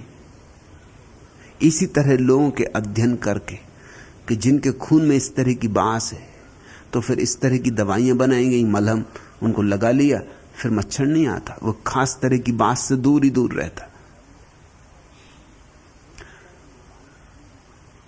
अब हो सकता है महावीर को मच्छर ना काटते हो तो वो नग्न रह लिए मजे में। अब जिसको मच्छर काटते हैं वो नग्न रहेगा तो मुश्किल में पड़ेगा। तो फिर अब उपद्रव करना पड़ेगा, छिपा के कहीं चोरी से रखे रहो मच्छरदानी कि जब सब चले जाएं दरवाजा बंद करके अपनी मच्छरदानी लगा के सो जाओ। अब ये पाखंड हुआ। महावीर का शरीर हो सकता है इस तरह का रहा हो कि उन्हें जरूरत नहीं थी वस्त्रों की, कि रात उन्हें कंबल ओढ़ने की जरूरत नहीं थी। सबके शरीर भिन्न भिन्न है। लेकिन अब जैन दिगंबर मुनि की बड़ी अड़चन है, वो क्या करे, तो उपाय करने पड़ते हैं। उपाय क्या है, कपड़े तो उड़ाए नहीं जा सकते, तो कमरे को बिल्कुल बंद कर देते हैं। जहां जैन मुनि ठहरता है दीवार दरवाजा सब बंद कर देते सब तरह से, ताकि जरा भी हवा अंदर ना जा सके। और फिर जमीन पर बिछा देते हैं पूस, घास पूस, ताकि घास पूस की गर्मी बनी रहे। फिर जब मुनि लेट जाता तो उसके ऊपर से डाल देते हैं घास पूस, ताकि वो घास पूस के अंदर पड़ा रहे।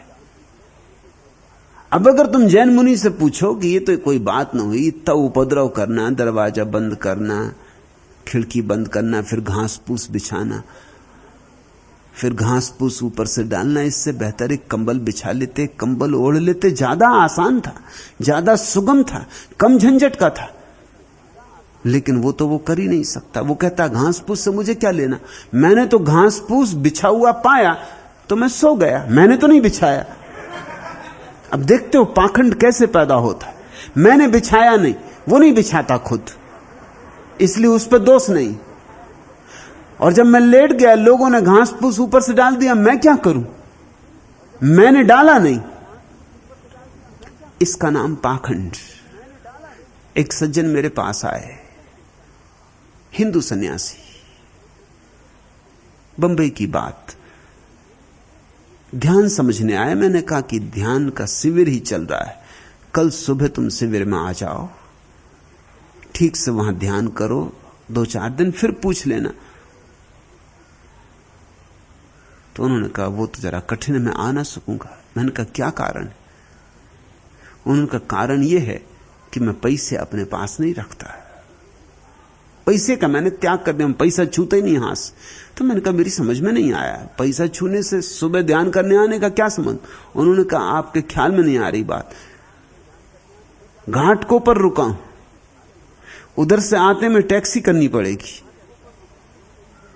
तो मैंने कहा यहां तक तुम कैसे आए। तो उन्होंने कहा ये जो मेरे मित्र साथ हैं ये कल नहीं आ सकते, इनको कल काम है, ये पैसा रखते, ये पैसा चुकाते हैं, लेते हैं, देते हैं। मैं पैसा छूता नहीं। मैंने पूछा कि पैसा इनके पास कहां से आता। तो उन्होंने कहा पैसा तो जो लोग मुझे चढ़ाते हैं वो ये रखते हैं, पैसा इनको चढ़ता है, एक सज्जन रखते हैं, वो सज्जन खर्चा करते।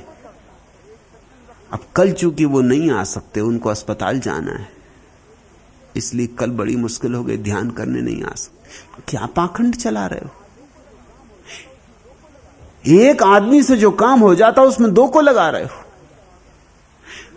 पैसा तुमको चढ़ाए जाते, इनको तो कोई चढ़ाता नहीं, ये सिर्फ दलाल है, ये सिर्फ तुम्हारे पैसे रखते। और मैंने उनसे पूछा कि ये धोखा धाका नहीं करते कि कितने के कितने बताए। कहा कि नहीं, हिसाब तो मैं रखता हूं, हिसाब मैं रख सकता हूं, अंधा नहीं हूं। हिसाब तुम रखते हो, पैसा तुम रखते नहीं। किस खेल में पड़े हो। और ये सोच रहे हैं कि बहुत बड़ा काम इन्होंने कर लिया है। आदर्श बनाओगे, आदर्श बनाओगे कैसे। किसी को देख के बनाओगे। बस किसी को देख के बनाए कि झंझट शुरू हुई। इस जगत में दो व्यक्ति एक जैसे नहीं है, इसलिए आदर्श से पाखंड पैदा होता है। इस जगत में व्यक्ति व्यक्ति भिन्न है। कृष्ण का आदर्श बनाओगे बस तुम मुश्किल में पड़ जाओगे, तुम कृष्ण नहीं हो। महावीर का बनाओगे मुश्किल में पड़ जाओगे, तुम महावीर नहीं हो। महावीर ने किसी और का आदर्श मान के नहीं चले थे, चलते तो वो भी पाखंडी हो जाते। उन्होंने अपनी सहजता से जिए, इसलिए कोई पाखंड न था। इस बात को खूब समझ लो गहराई से। जो भी सहजता से जीता है, जिसका कोई आदर्श नहीं है, जो अपने स्वभाव से जीता है, किसी धारणा के अनुसार नहीं, जो किसी तरह का आचरण नहीं बनाता, अपने अंतस से जीता है, उसके जीवन में पाखंड नहीं होता। उसके जीवन में कोई पाखंड कभी नहीं होता। जो स्वाभाविक है वही करता है, पाखंड का सवाल ही नहीं। मगर जो लोग दूसरे का अनुकरण करेंगे वे सब पाखंडी हो जाते हैं। इसलिए दुनिया में इतना पाखंड है क्योंकि सारे लोग अनुकरण कर रहे हैं। कोई महावीर का, कोई बुद्ध का, कोई कृष्ण का, ये सब पाखंडी हो जाने वाले। इसलिए मैं अपने सन्यासी को कहता हूं, मैं तुम्हारा आदर्श नहीं हूं, मेरे ढंग से जीने की चेष्टा मत करना। मैं नहीं चाहता कि मैं तुम्हारे ऊपर आरोपित हो जाऊं, नहीं तो मुश्किल होगी, नहीं तो कठिनाई में पड़ोगे, पाखंडी हो जाओगे। मैं जैसा जी रहा हूं वो मेरे लिए स्वाभाविक है। मैं किसी को आदर्श मान के नहीं जी रहा हूं। यही तो इस देश को अड़चन है कि मैं किसी को आदर्श मान के नहीं जी रहा हूं, मैं अपने ढंग से जी रहा हूं। देश को अड़चन है कि वो पूछते हैं कि रामकृष्ण परमहंस तो ऐसे जीते थे, आप ऐसा क्यों जी रहे। रामकृष्ण परमहंस अपने स्वभाव से जीते थे, मैं अपने स्वभाव से जी रहा हूं। न तो रामकृष्ण परमहंस को मेरे अनुसार जीने की जरूरत है, न मुझे रामकृष्ण परमहंस के अनुसार जीने की जरूरत है।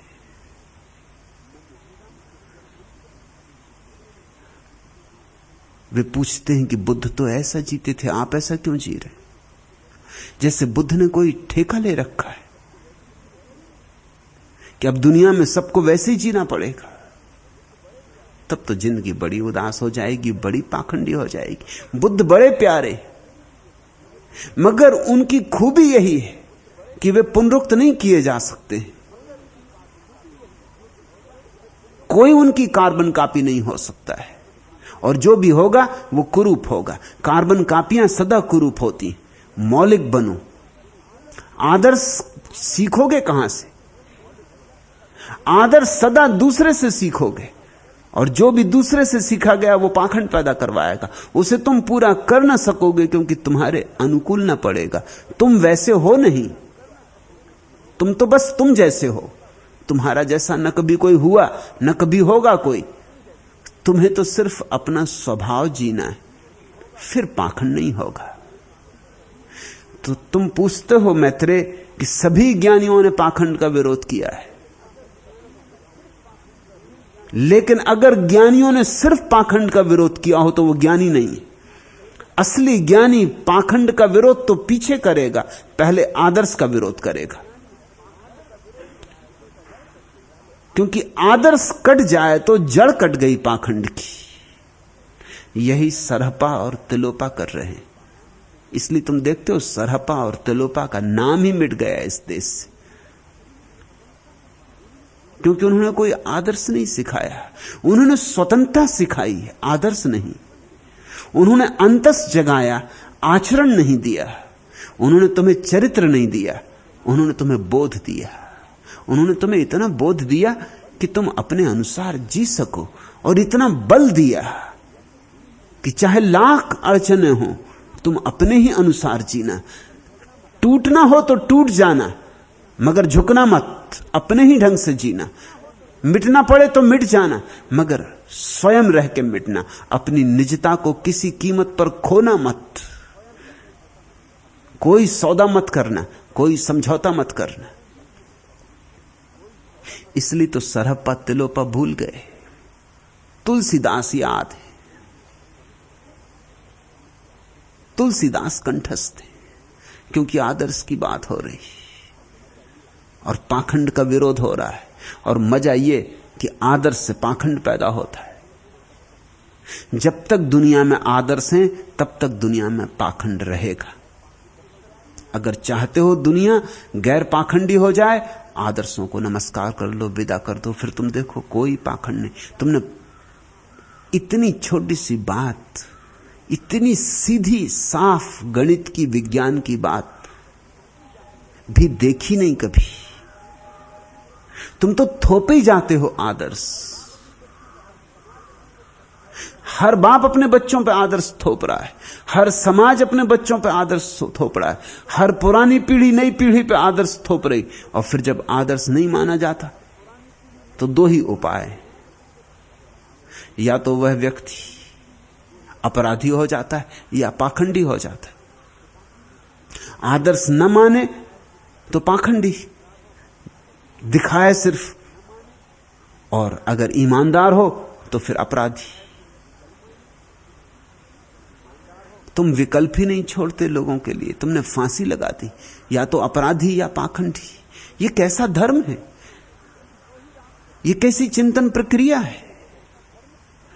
तुमने दो ही रास्ते छोड़े हैं लोगों के लिए, तो कुछ अपराधी हो जाते हैं, कुछ पाखंडी हो जाते हैं। दोनों बातें बुरी। आदर्श से छुटकारा करो। हर बच्चे को क्षमता दो, सहारा दो कि वो स्वयं हो सके। इतनी आत्मा दो कि वो इस सारे संसार के विपरीत भी अगर लड़ना पड़े तो लड़े और खड़ा हो अपने बल से, चाहे कोई भी कीमत चुकानी पड़े। अपनी निजता में जी के मर जाना लाख गुना बेहतर है उस जीवन से जो समझौते पर खड़ा होता है। फिर ना तो तुम अपराधी होगे, ना तुम पाखंडी होगे। इस बात से तुम्हें बहुत बेचैनी होगी, क्योंकि तुम तो यही सोचते थे कि आदर्श ज्यादा से ज्यादा फैल जाएं तो लोग पाखंडी ना हो। मैं ये कह रहा हूं, आदर्श जितने फैलेंगे उतने लोग पाखंडी होंगे। दोनों को विदा देना है। कम से कम मेरे सन्यासी को दोनों को विदा दे देना है। करो निज की घोषणा, उसी घोषणा में तुम परमात्मा के निकट आने लगोगे, क्योंकि तुम्हारी निजता ही परमात्मा को छिपाए।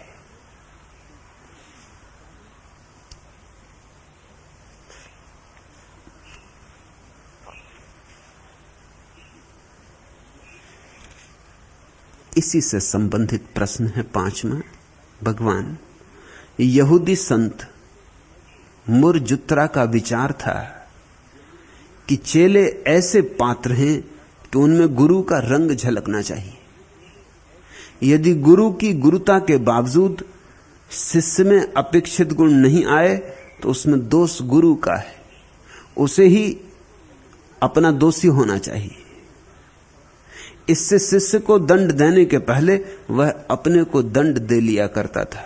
कृपा करके संत मुरजुत्रा के इस वचन का आशय हमें कहिए।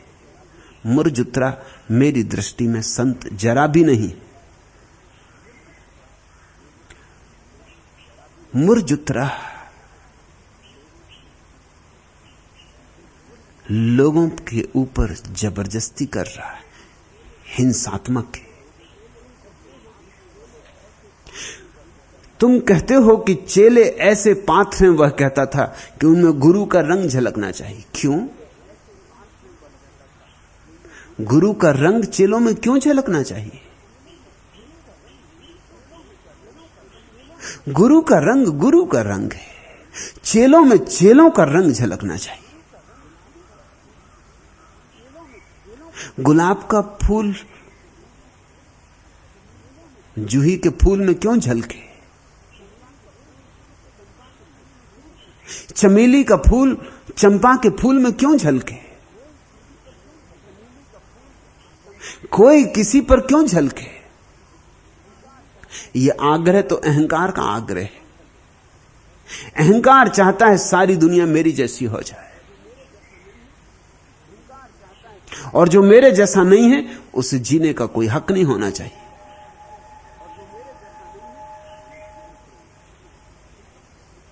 स्वामी कृष्ण प्रेम और मां मधुरा को मुरारजी देसाई ने कहा, अगर मेरे बस में होता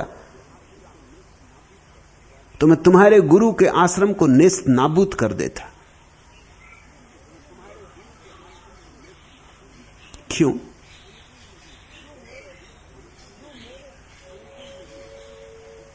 जो मेरे अनुकूल नहीं है उसे जीने का भी हक नहीं। यह लोकतंत्र, ये लोकतंत्र के दावेदार हैं।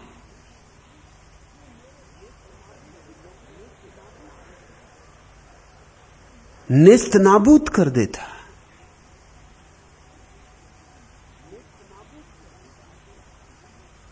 ये आकांक्षा अहंकार की आकांक्षा है,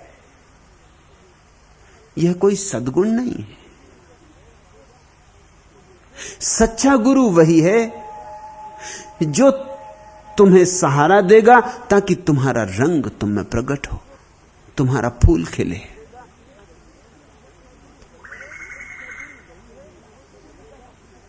सच्चा गुरु वही है जो अपना रंग तुम्हें देगा ही नहीं, तुम चाहो तो भी नहीं देगा। तुम तो चाहोगे, क्योंकि तुम तो हमेशा सस्ती चीज की आकांक्षा में होते।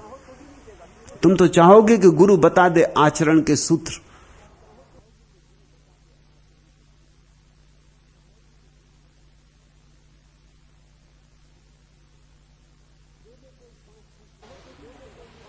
बस दे दे कोई 5 सूत्री कार्यक्रम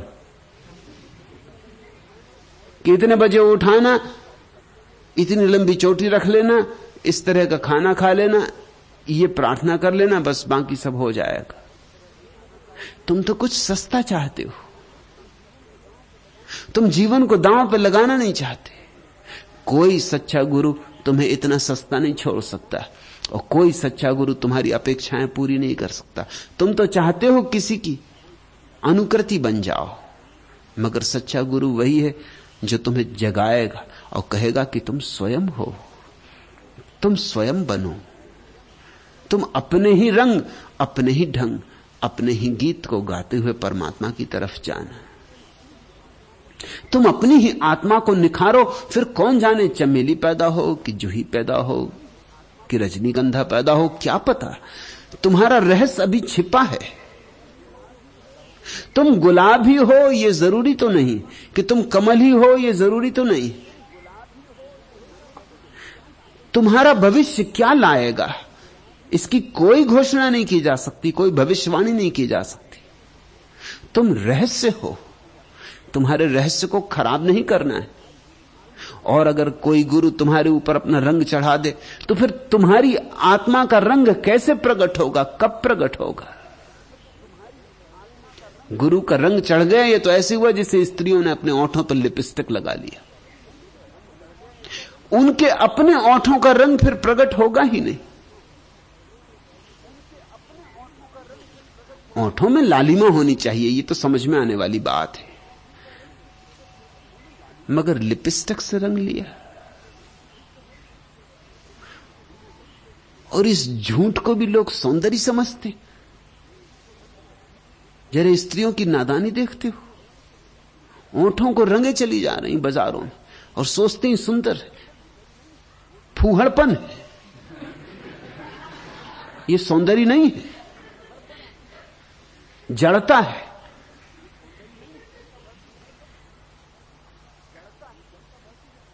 और ये जड़ता बढ़ती जा रही। अब तो पलकों पर झूठे बाल लगाने का उपाय हो गया। तो आंख की पलकों पे झूठे बाल लगा के लोग निकल रहे हैं। इस झूठ को तुम जीवन कहते हो, और यही झूठ तुम धर्म की दुनिया में भी ले जाओगे।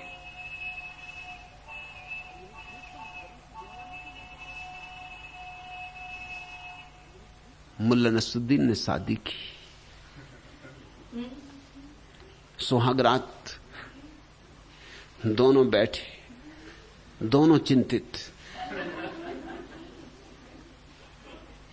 कौन शुरुआत करे? मुल्ला ने कहा कि क्षमा कर, एक बात अब मैं तुझे बता ही दूं जो मैंने अभी तक बताई नहीं थी, कि मेरे बाल नकली।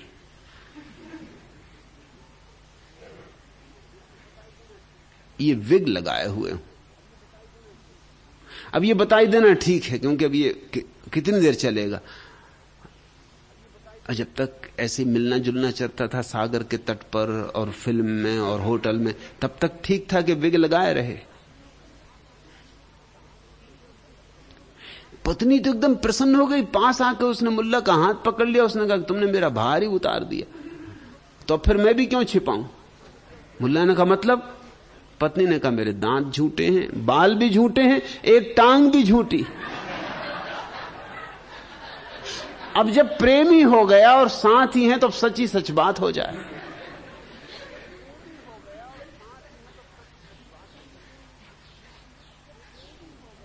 ऐसा ही चल रहा है बाहर के जीवन में। तो बाहर के जीवन में चलता हो ठीक है, चलने दो, लेकिन कम से कम अंतस जीवन में तो ऐसा ना चलाओ। जब तुम बुद्ध जैसे बन के बैठ जाते हो तो तुमने विग लगा लिया कि तुम खड़े हो गए बिल्कुल कृष्ण के भांति, पैर पे पैर रख के और बांसुरी लगा के। तो नाटक वगैरह में, नौटंकी वगैरह में काम करते हो तो ठीक है, मगर जिंदगी में नहीं हो सकेगा यह। जिंदगी सच्ची होनी चाहिए। मुरजुत्रा को मैं संत मानने को राजी नहीं, मगर मुरजुत्रा को बहुत से लोगों ने संत माना है। जैसे महात्मा गांधी को बहुत से लोगों ने महात्मा माना है। दोनों एक जैसे आदमी हैं, दोनों की पकड़ एक जैसी, दोनों की तर्क सरणी एक है। मुरजुत्रा कहता है चेले ऐसे पात्र हैं, पात्र जैसे चेलों की कोई आत्मा नहीं है। चेले ऐसे पात्र हैं, उन्हें गुरु का रंग झलकना चाहिए। क्यों? अगर सदगुरु हो तो शिष्य में सदा ही शिष्य का रंग झलकता है। सिर्फ झूठे गुरु शिष्यों के चेहरे पर रंग रोगन कर देते। सिर्फ झूठे गुरु उनको अनुकृतियों में बदल दे देते। सिर्फ झूठे गुरु उनसे कहते हैं अनुसरण करो, सच्चे गुरु कहते हैं अपनी आत्मा की तलाश करो। सच्चे गुरु उन्हें व्यक्तित्व देते, मुखौटे नहीं। मुरजुत्रा कहता है चेले ऐसे पाथ रंग में गुरु का रंग झलकना चाहिए। यदि गुरु की गुरुता के बावजूद शिष्य में अपेक्षित गुण नहीं आए तो उसमें दोष गुरु का है। कौन करेगा अपेक्षा गुण की? प्रत्येक व्यक्ति इतना भिन्न है और यहां कोई भी किसी की अपेक्षा पूरी करने को आया नहीं। प्रत्येक को अपनी अंतरात्मा पूरी करनी, किसी और की अपेक्षा नहीं। यही तो हमारे जीवन का कष्ट है। पति पत्नी की अपेक्षा पूरी कर रहा है और कष्ट भोग रहा है, पत्नी पति की अपेक्षा पूरी कर रही है, कष्ट भोग रही, बच्चे मां बाप की अपेक्षाएं पूरी कर रहे हैं, कष्ट भोग रहे हैं। हर एक दूसरे की अपेक्षाएं पूरी कर रहा है। तुम्हारी आत्मा कब पूरी होगी? मैं एक घर में मेहमान था, एक छोटा बच्चा घर का मेरे पास सुबह सुबह बैठा था। मैंने उससे पूछा तेरा बनने का इरादा क्या है? उसने कहा मैं पागल हुआ जा रहा हूं। पागल हुआ जा रहा है? तुझे हुआ क्या अभी से पागलपन? उसने कहा इसलिए पागल हुआ जा रहा हूं कि मेरी मां चाहती कि मैं संगीतज्ञ बनूं, मेरे पिता चाहते कि मैं वैज्ञानिक बनूं, मेरे काका चाहते हैं कि मैं इंजीनियर बनूं, मेरी काकी चाहती है कि मैं डॉक्टर बनूं। मैं पागल हुआ जा रहा हूं। ये सारे लोग इतनी अपेक्षाएं, किस किस की अपेक्षा पूरी करोगे? और जब सभी की अपेक्षाएं पूरी नहीं होती और सभी की हो भी नहीं सकती तो सभी दुखी हो जाते तुम्हारे चारों तरफ, सभी तुमसे खिन्न हो जाते। तुम जानते हो बुद्ध जैसे बेटे को पाके भी बुद्ध के बाप प्रसन्न नहीं थे, क्योंकि अपेक्षा पूरी नहीं हुई। अपेक्षा थी कि बुद्ध चक्रवर्ती सम्राट बनेंगे और बुद्ध बन गए सन्यासी। बुद्ध जैसे बेटे को पाके भी बाप संतुष्ट नहीं, तब तो समझ लो कि इस जगत में संतुष्ट कोई हो ना सकेगा। जीसस को पाके जीसस के पिता संतुष्ट नहीं थे, क्योंकि जीसस की बगावती बातें पिता को कष्ट देती थी। ऐसी अपेक्षा ना थी। हम सब अपेक्षाएं थोप रहे हैं। गुरु तो कम से कम ऐसा होना चाहिए जो अपेक्षा न थोपे। यह अपेक्षा थोपने का धंधा तो सारी दुनिया में चल रहा है। यही तो संसार है, अपेक्षा थोपना। गुरु तुम्हें संसार के बाहर ले जाता है, फिर वहां भी अपेक्षा ही थोपी जाएगी। मेरे अनुसार चलो। मैं कौन हूं? ये मेरा अहंकार क्या है कि तुम मेरे अनुसार चलो? हां, तुम्हें जो प्रीतिकर मुझ में लगे चुन लो, जो अप्रीतिकर लगे छोड़ दो। जो तुम्हारे अनुकूल लगे उसे ग्रहण कर लो, जो तुम्हारे अनुकूल न लगे उसे चुपचाप भूल जाओ। लेकिन अंततः तुम्हें होना है तुम्हारे जैसा ही। सदगुरु के पास अनंत फूल खिलेंगे, उसका प्रत्येक शिष्य एक अनूठी प्रतिभा होगा। झूठे गुरुओं के पास बस कतारें लगी होंगी एक से लोगों की, बेरौनक, आत्महीन, गौरव रहित, गरिमा शून्य।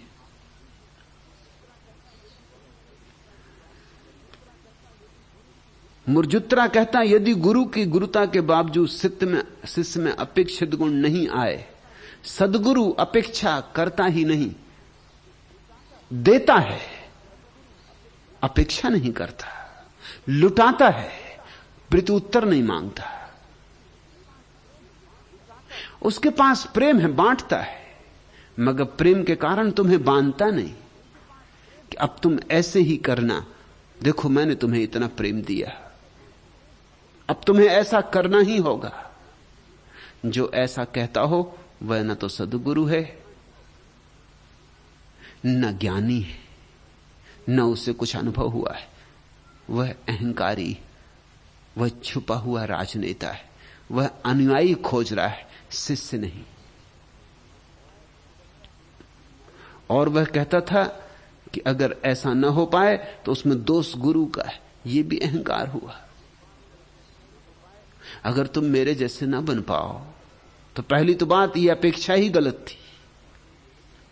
फिर तुम ना बन पाओ तो इसमें दोष गुरु का हुआ। यह हद हो गई अहंकार की। तुम शिष्य को कुछ भी गौरव दोगे कि नहीं दोगे? इतना भी गौरव नहीं दोगे। ठीक होने का गौरव नहीं दिया, कम से कम गैर ठीक होने का गौरव तो दो। इतनी भी स्वतंत्रता ना दोगे।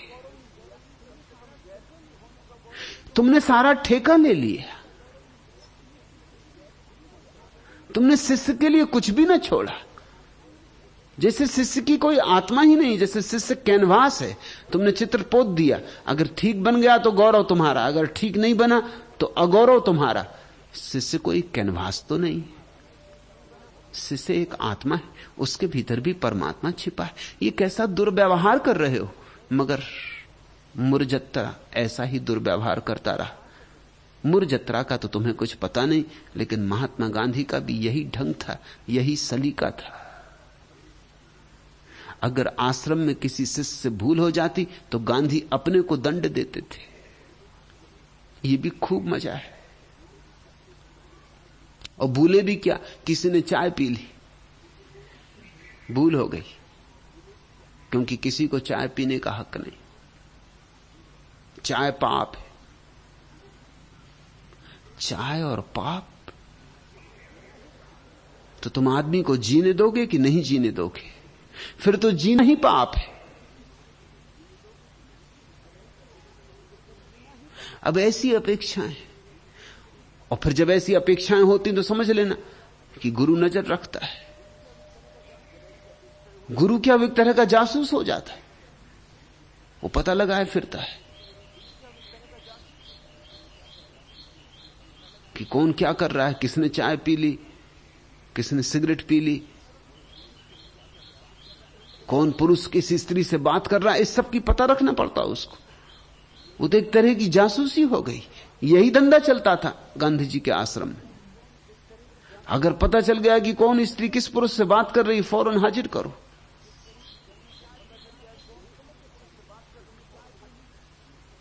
किसने चाय पी ली, उसको सामने लाओ। और दंड वो अपने को देंगे कि उन्होंने उपवास कर दिया, कि वो 3 दिन का उपवास करेंगे।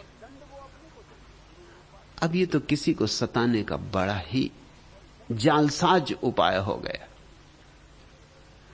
किसी ने चाय पी ली, तुमने 3 दिन का उपवास किया। उस आदमी का भी तो कुछ सोचो, उसका तुम कितना भयंकर अपमान कर रहे हो,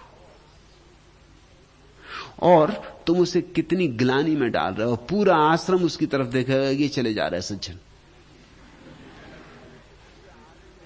गुरुदेव इनके पीछे 3 दिन से भूख, और उन्होंने क्या किया, जरा सी चाय के पीछे देखो महात्मा को इतना कष्ट दे रहा है यार। तुम जरा उसकी हालत तो सोचो। वो निंदा का पात्र हो गया। वो सब तरफ नजरें उस पर उठेंगी, अंगुलियां उस पर उठेंगी। ये तो हिंसा है। और अच्छा होता कि तुमने उसे एक चांटा मार दिया होता, कम से कम उसका सम्मान तो होता, बात खत्म हो जाती। तुमने चांटा अपने को मारा, उसको इतना भी सम्मान न दिया। और चांटा अपने को मार के तुमने उसकी ऐसी अपमानित दशा कर दी कि वो कीड़े मकोड़े जैसा अनुभव, जरा सी चाय का स्वाद ना रोक सका। और एक मेरे गुरु के 3 दिन का उपवास कर रहे हैं।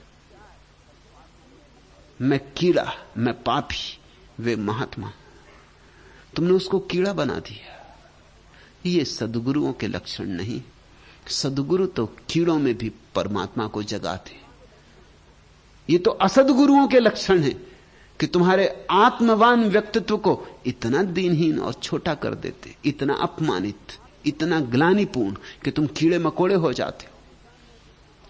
उसे सद्गुरु जानना जिसके पास बैठकर तुम गौरवान्वित हो, जिसके पास बैठकर तुम्हारे भीतर जिन आकाशों को तुमने कभी नहीं देखा है वे आकाश दिखाई पड़ने लगे। बैठकर उस सद्गुरु जानना जिसके पास बैठकर तुम्हारे महानता का तुम्हें बोध हो, तुम्हारी असीमता का तुम्हें स्मरण आए, तुम्हारे परमात्मा की सुधि जगे। मगर ये इस तरह के लोग मुरजुत्रा या महात्मा गांधी सद्गुरु नहीं, ये बहुत चालबाज राजनीतिज्ञ, ये जानते हैं कैसे आदमी की गर्दन कसी जाए, कैसे उसे दबाया जाए, कैसे उसे परेशान किया जाए और कैसे उसे जोर जबरदस्ती से पीछे चलाया जाए।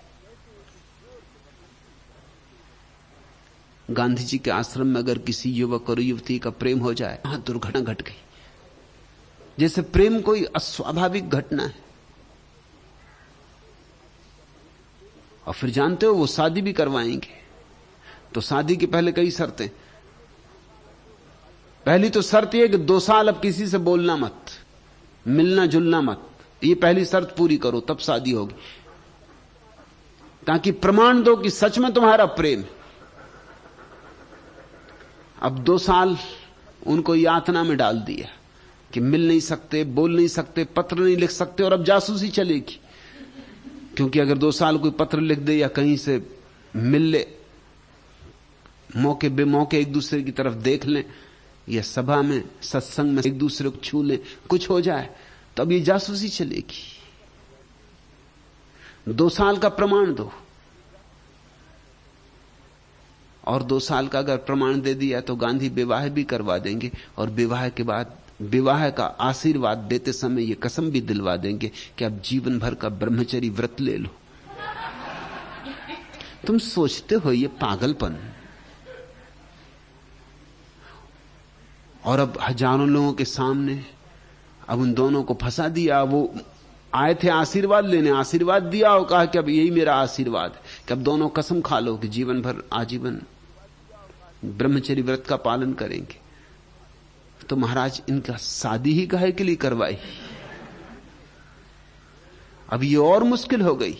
भोजन सामने रखा हो और तुम बैठे रहो उपवास किए, तो ये भोजन की थाली किस लिए रखी? मैं विनोबा के एक आश्रम में मेहमान था, तो वहां एक युवती ने मुझे आके कहा कि मैं पागल हो जाऊंगी, विनोबा जी ने मेरी शादी तो करवा दी मगर आजीवन ब्रह्मचर्य का व्रत दिलवा दिया हम दोनों को। अब हालत इतनी बिगड़ती जा रही है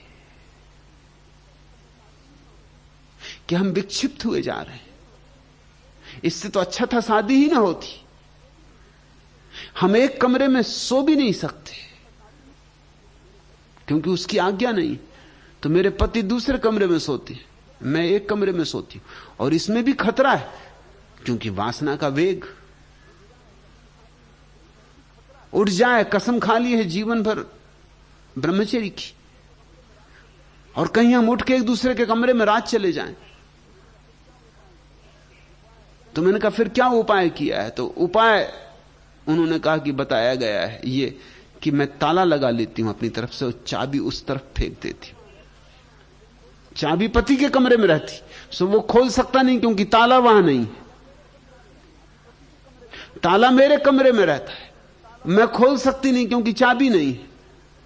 अब ये तुम देख से आसान उपाय हो सकता है, और जिनको इतने इंतजाम करने पड़ रहे हैं कि ताला लगा के चाबी उस तरफ फेंकनी पड़ रही है, ये रात सो सकते होंगे?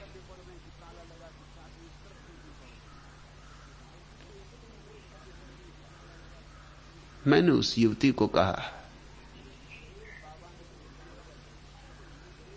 कि अगर विनोबा जी ने, अगर एक बाबा ने तुम्हें यह उपद्रव दे दिया तो मैं दूसरा बाबा तुम्हें इस उपद्रव से छुटकारा देता हूं। तुम ताली चाबी दोनों मुझे भेंट कर जाओ और मैं तुम्हें आजीवन प्रेमपूर्ण जीवन रहने की शिक्षा देता हूं। तो शुभ है, मगर यह कोई ब्रह्मचर्य होगा? यह विक्षिप्तता है। मगर बड़ी अड़चने, अगर गुरु अपने को सताने लगे तो शिष्य को पीड़ा बहुत होती है कि मेरे कारण गुरु अपने को सता रहा है। तो अब जो भी कहता है मान लो, ठीक है कि गलत, ये भी फिक्र करने की गुंजाइश नहीं रह जाती। आखिर शिष्य गुरु को प्रेम करता है, इसलिए तो गुरु के पास आया है। तो उसका प्रेम ही उसको कहता है कि ठीक है, चलो इतना भी मान लो ये जरमुस्तर कहता है कि उसे अपने को ही दोषी मानना चाहिए। इससे शिष्य को दंड देने के पहले वो अपने को दंड दे लिया करता था।